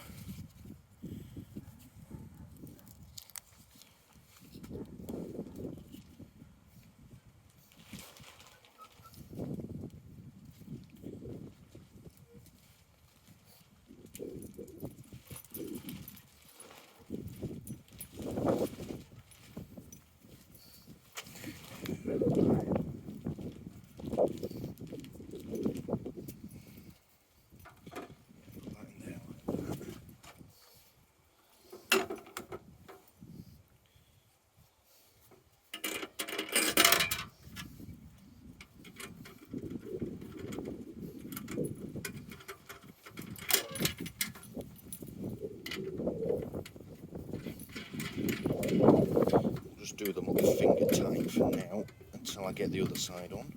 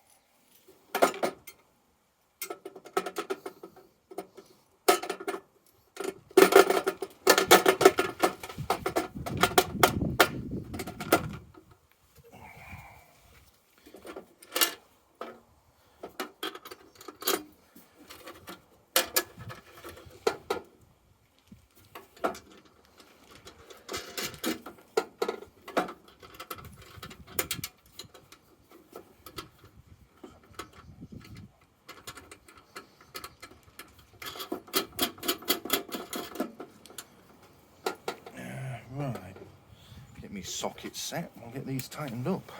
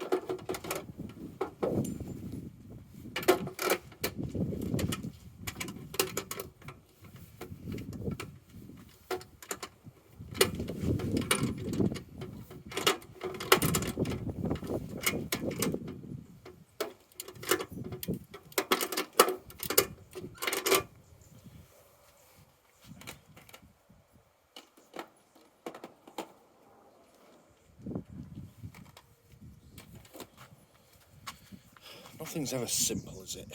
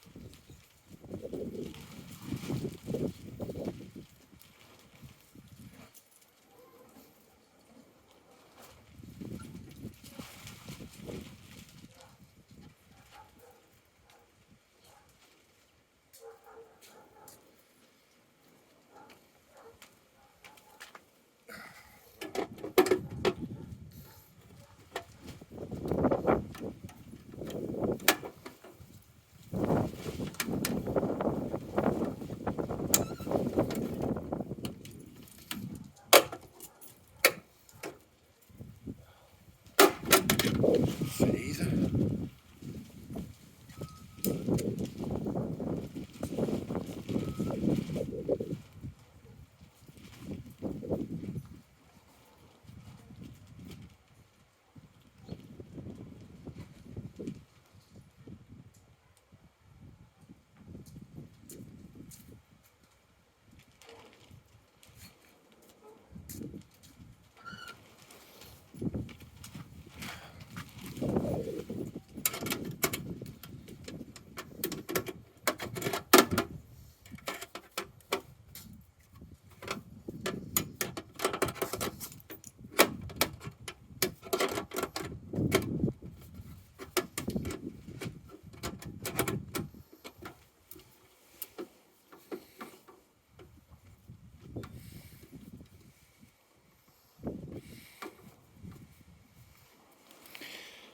Problem I'm having is as the nut is going down the thread, sort of like that, there's too much thread poking through for my socket to stay on, so now I'm having to do it with a spanner, but there's so little room inside the box, it's taking forever to tighten it up. This is what I hate when this happens when you get in projects. You're just stuck doing something really tedious and difficult, making such slow progress. And we're so close to being done as well.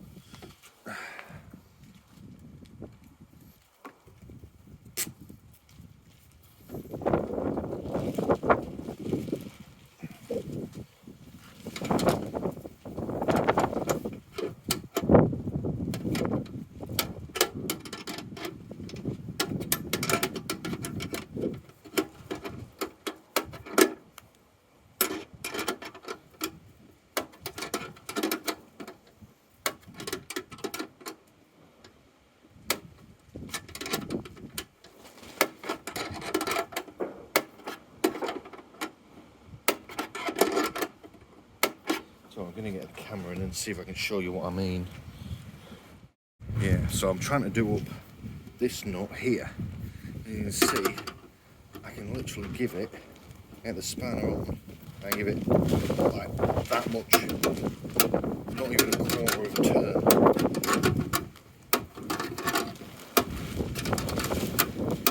I fucking hate it when this happens.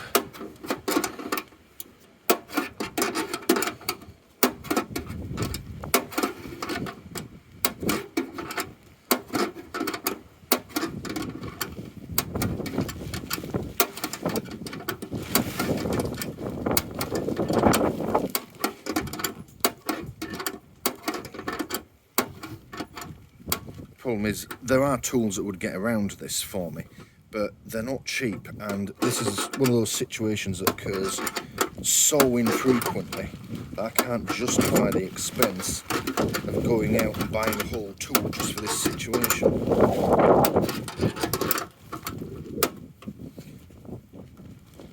It's slowly tightening, so let's do this one a bit more.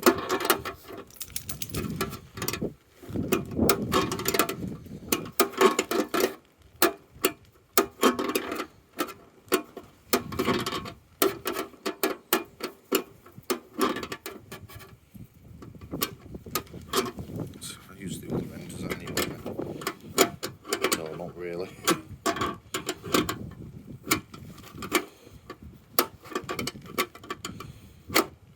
No, that's no better. Use the other end.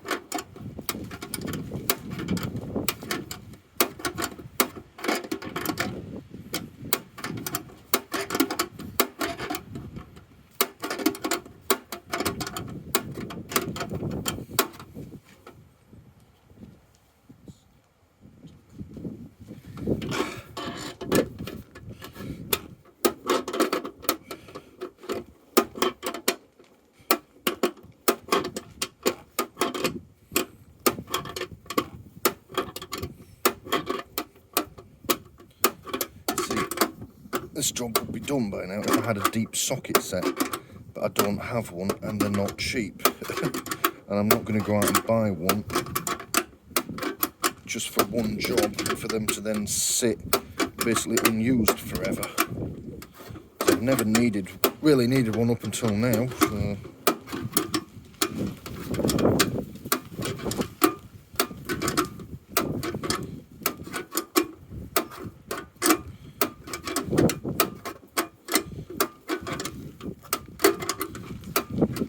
You hear it then.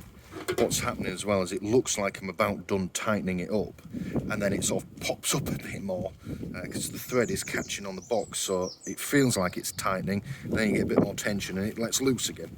Eventually we will get to full tightness, but it's going to be a while.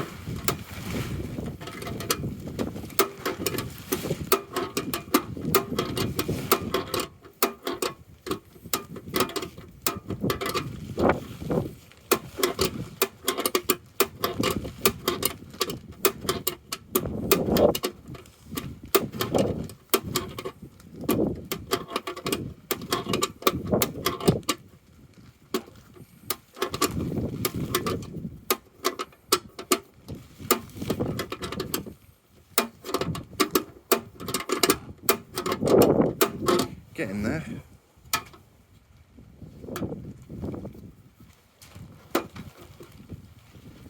Do seem to be slowly reaching peak tightness.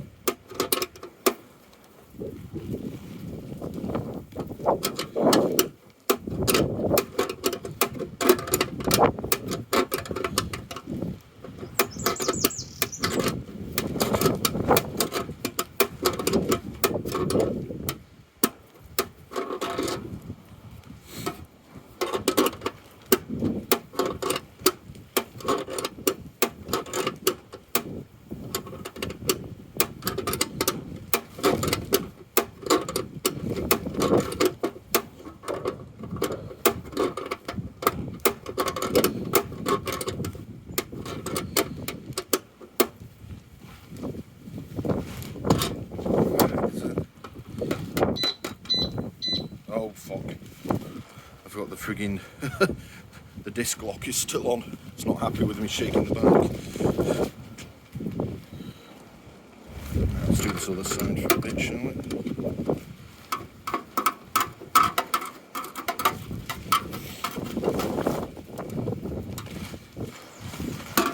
So we might speed this up a bit, a hammer.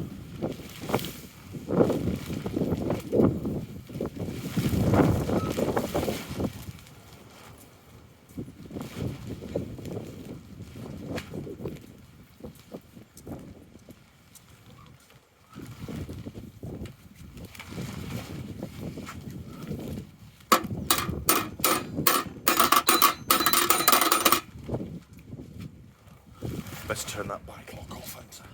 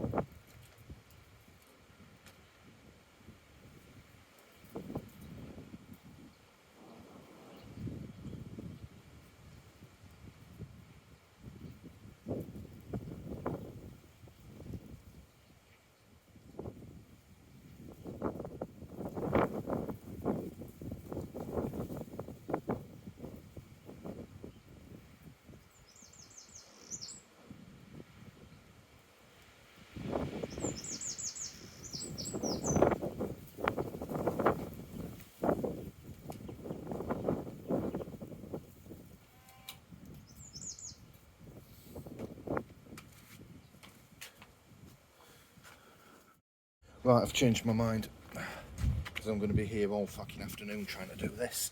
We're going to do them bolt side down because I thought I would have an easy time doing them up this way, but I could be here all fucking afternoon trying to do these up. So we're going to take them out, swap them out, and yeah, hopefully I'll have more room under here. Hopefully. So let's get these all done.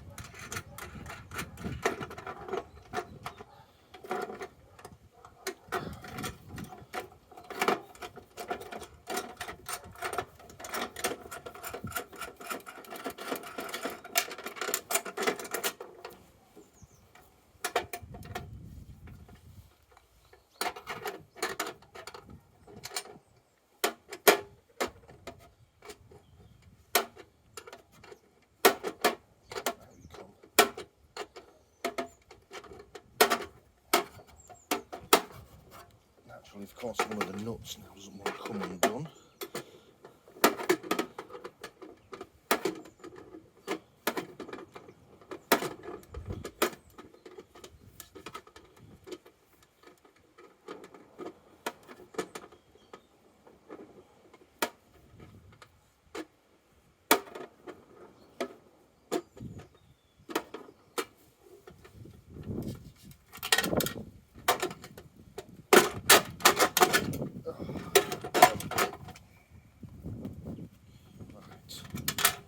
Start again.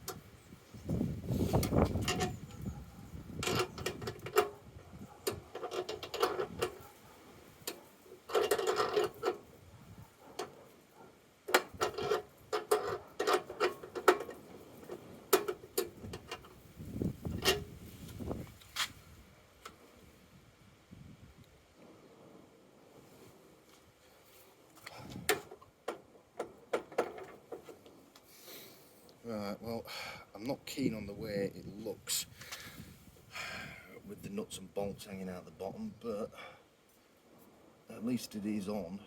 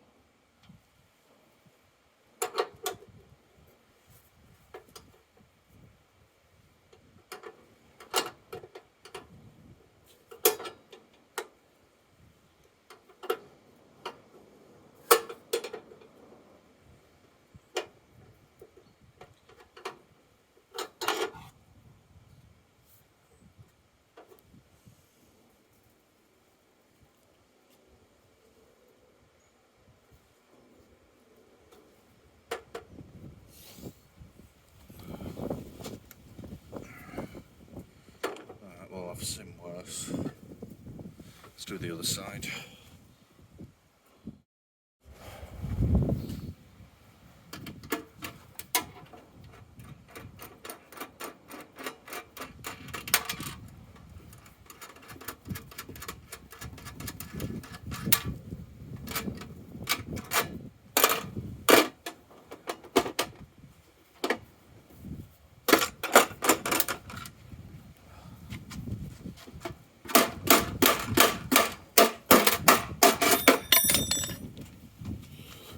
Oh, where's that gone? Oh, there it is. Right.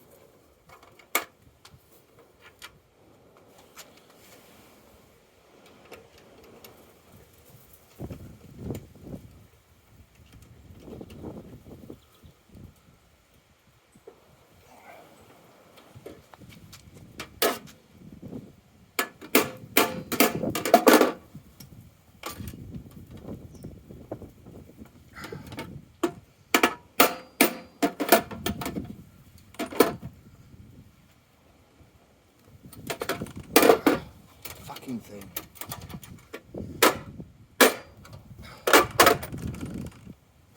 There we go.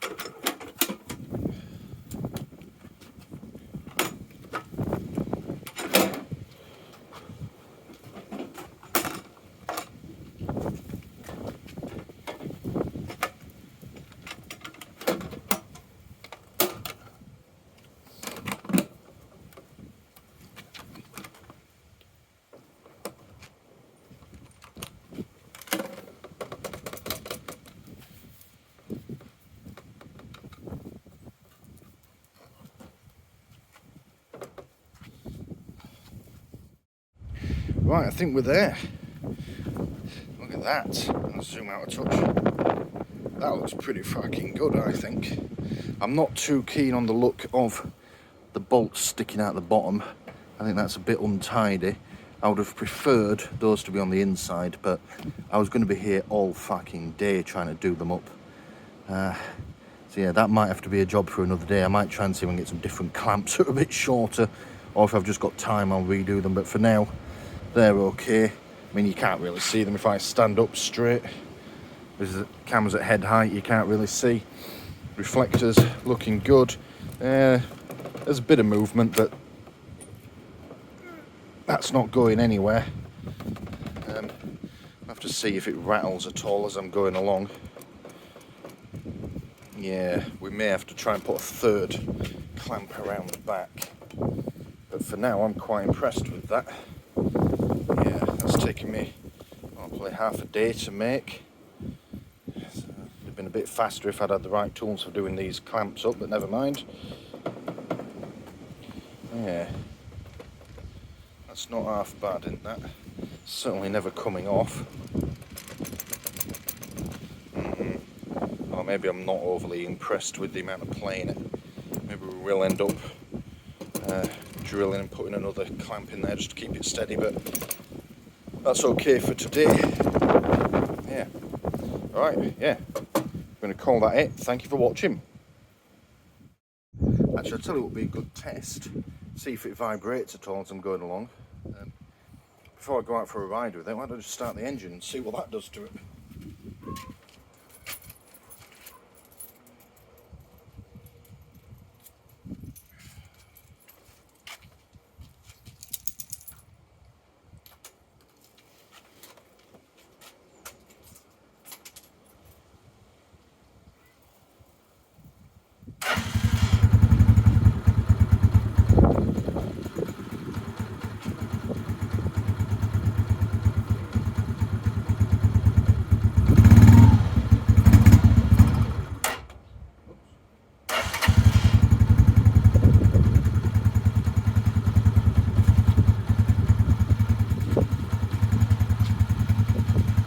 Idle.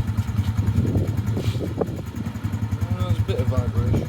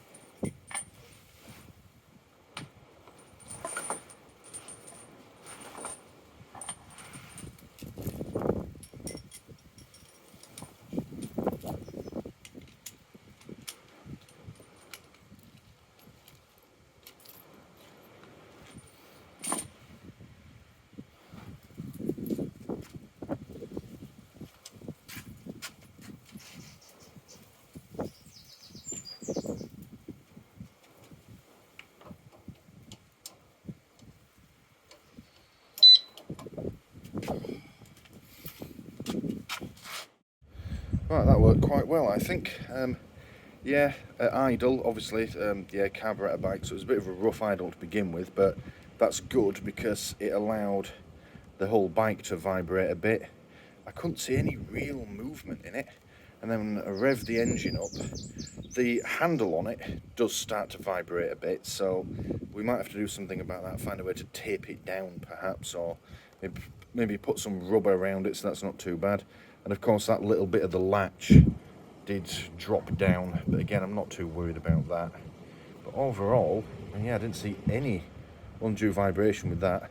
Even put it in gear and just let the back wheels spin, so the whole bike was shaking a bit. And yeah, that was great as well. So yeah, as you can see, the weather's still a bit crap. It's fucking freezing and it's still really quite windy. We're quite sheltered here in the garden, but I just went out the front and it's really windy. So I don't think I'm going to go out today. But yeah, maybe tomorrow, and then we'll have a look, see what it looks like. Right, it's the next day. Now, after I gave up filming yesterday, I sort of sat and thought and then had nightmares about the look of those clamps on the bottom. With the nuts sticking out the bottom at all different angles, it was just ugly as sin. And I just couldn't live with it. So what we're going to do is we're going to rectify that. I'm not going out biking because we now have even worse weather than we had yesterday. I've just driven into town, in the car, obviously. And yeah, it was just fucking awful weather. The really heavy rain, the winds picked back up. So we're not going biking yet again. And even worse is I forgot to put the cover back on the bike last night after I'd finished filming. And now it's all wet. Fucking great. But no, I've bit the bullet. I've gone out and bought myself a deep socket set, so we should be able to do those clamps up properly today and finally get it all finished off. Alright, once again, apologies for any wind noise. We have our deep socket. Look at that. That, yeah, fits perfectly. Right, in fact, I'll probably do these up a bit better by hand. I'm going to try and get... Alright, that one I can't, no matter.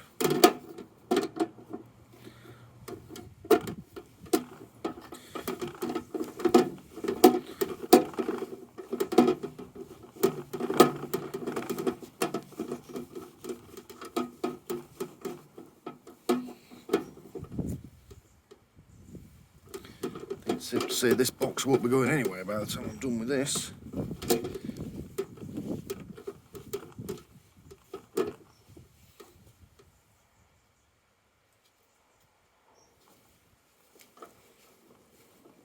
We do have more to do today, mind, rather than just tightening up these nuts. I had a few other ideas on how to improve upon this little design.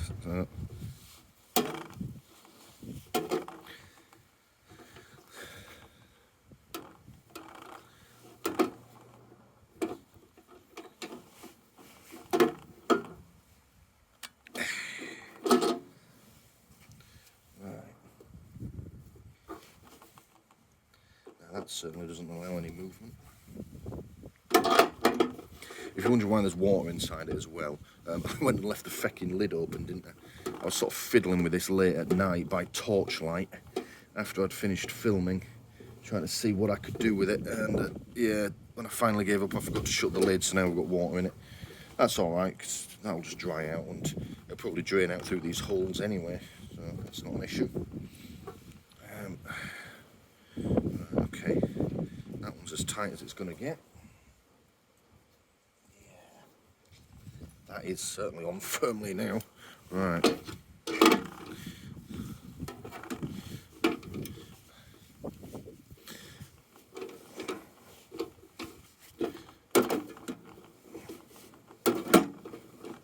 So, fun fact about this wrench that I'm using.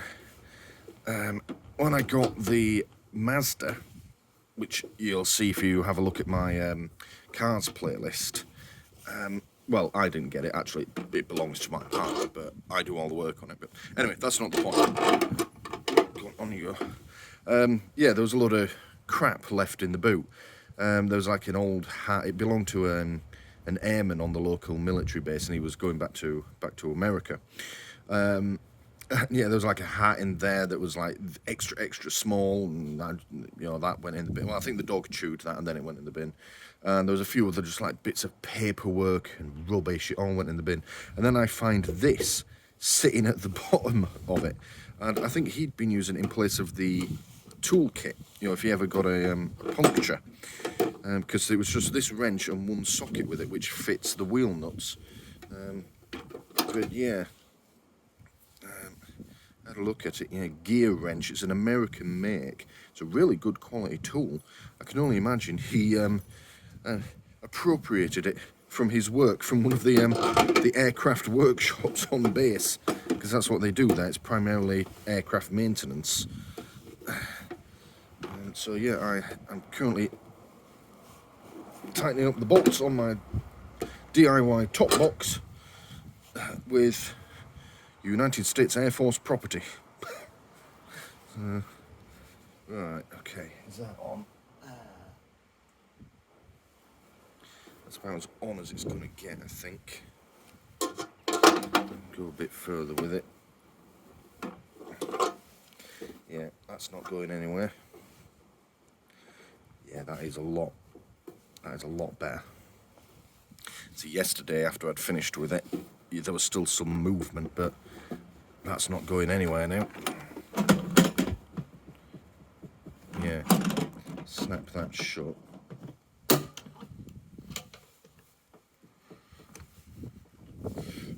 I pull at it, it's still a little bit of a rattle, but yeah, I don't think that thing's going to be rattling really. It's going to be this handle. I still haven't figured out what I'm going to do with that. So ideas are either just put a screw through the frigging top of it, because I don't need to carry it anymore. You can just open it that way, or put some tape around it. Yeah.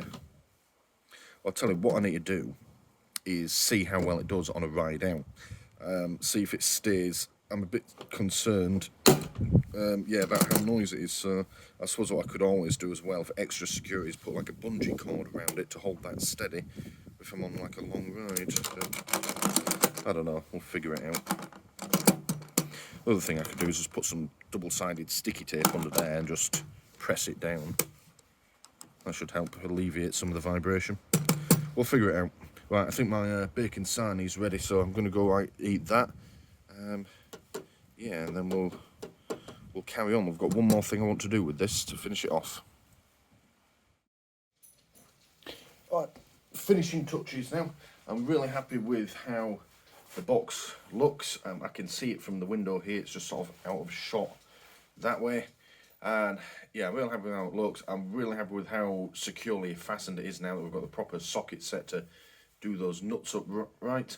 Literally the final touches. I had this idea last night. I suppose you could call it, we're going to put in like a false floor almost. Basically just something to line the bottom. So we're going to start off, I've got a piece of sponge that actually was more or less the same size as the bottom of the box. I just had to get a couple of extra little bits that will go on the end, and that'll sit at the bottom. You can see I've cut a slit in it so it'll fit around the screws like that. That'll sit in the bottom and help reduce, vibration, transmit it to anything inside. And then on top of it, we're just going to put this piece of wood. This used to be a cheese board, but it's a bit cheap and nasty, and if you get any sort of like oil or grease on it, it just sort of absorbs it. So yeah, it's not the most hygienic thing in the world. So we're going to repurpose this. It's exactly the right width. It is just sort of 1.5 centimeters too long to fit in it. So we're going to trim it off. We'll lay this in the bottom, and yeah, pack it in. And I think that'll look quite good actually. We have this nice piece of wood with the olive green of the inside of the box. I think it's going to look pretty sweet. Certainly look a lot more professional with the nuts and bolts hidden underneath. So we'll start off. We've got our jigsaw, which will make loud noises shortly, and we just need to mark up this piece of wood where we want to cut it. We want to cut, it's like 2 centimeters ish, 1.5 off the end here. So the internal diameter of the box is 27.9 centimetres. So we are just going to mark this up. I can't find my carpenter's pencils fucking anywhere. I think I might have thrown them away actually. I think they got damp in the shed and I just threw them away. But it's alright, a pen will do. I'm just going to mark it there. Move down a touch.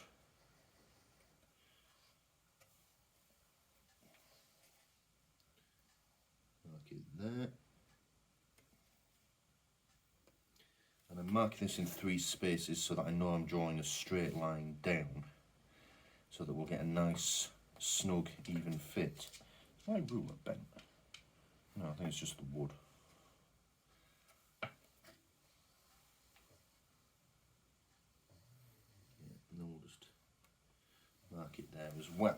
Excellent. 3 marks. We'll draw 3 lines like that.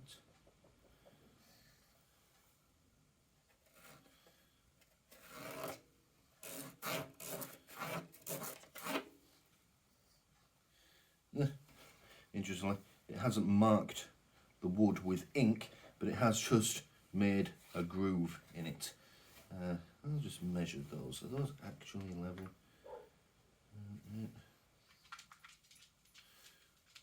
So that is 13 mil. It's just my eyes playing tricks on me, it seems. Okay, right.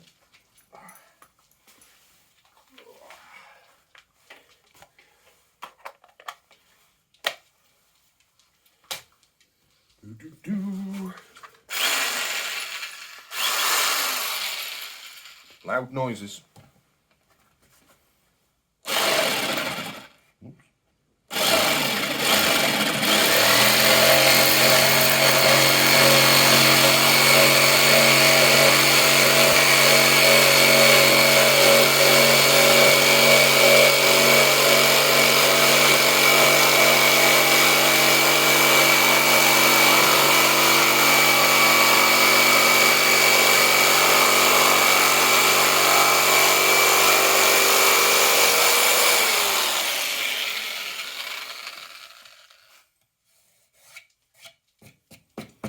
Sweet.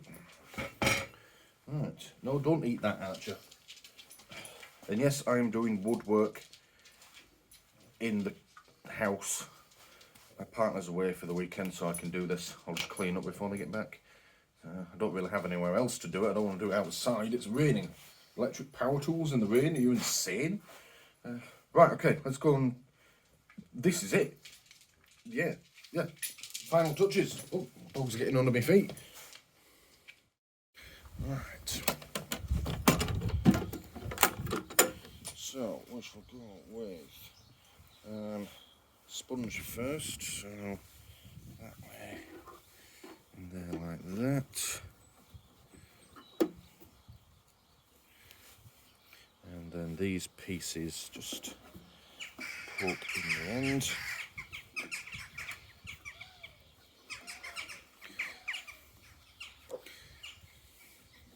These bits of sponge aren't really going to serve much purpose other than, like I say, you know, maybe reduce some vibration, or say I'm out on a bike ride and I get caught in the rain, I could use them to dry my bike down. But yeah. And then the last bit, the piece of wood. Oh, it's getting stuck on there. There we go.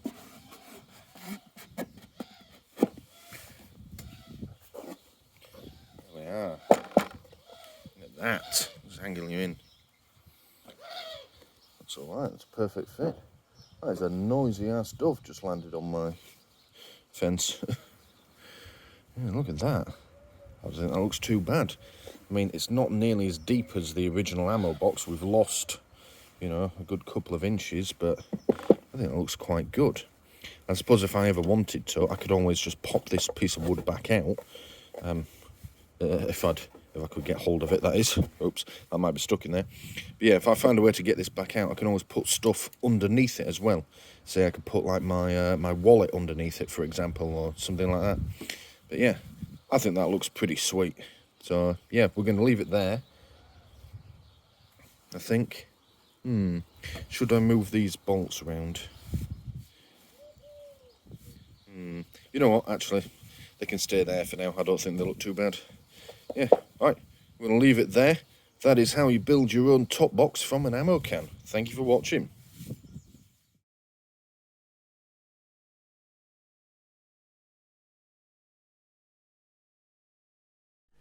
Thank you for watching this video on Pidini doing stuff and filming it. Please don't forget to press the big button here in the middle to subscribe if you haven't already done so. If you liked what you just saw, please click the like button below and leave a comment letting me know what you liked about it. And as always, thank you for watching.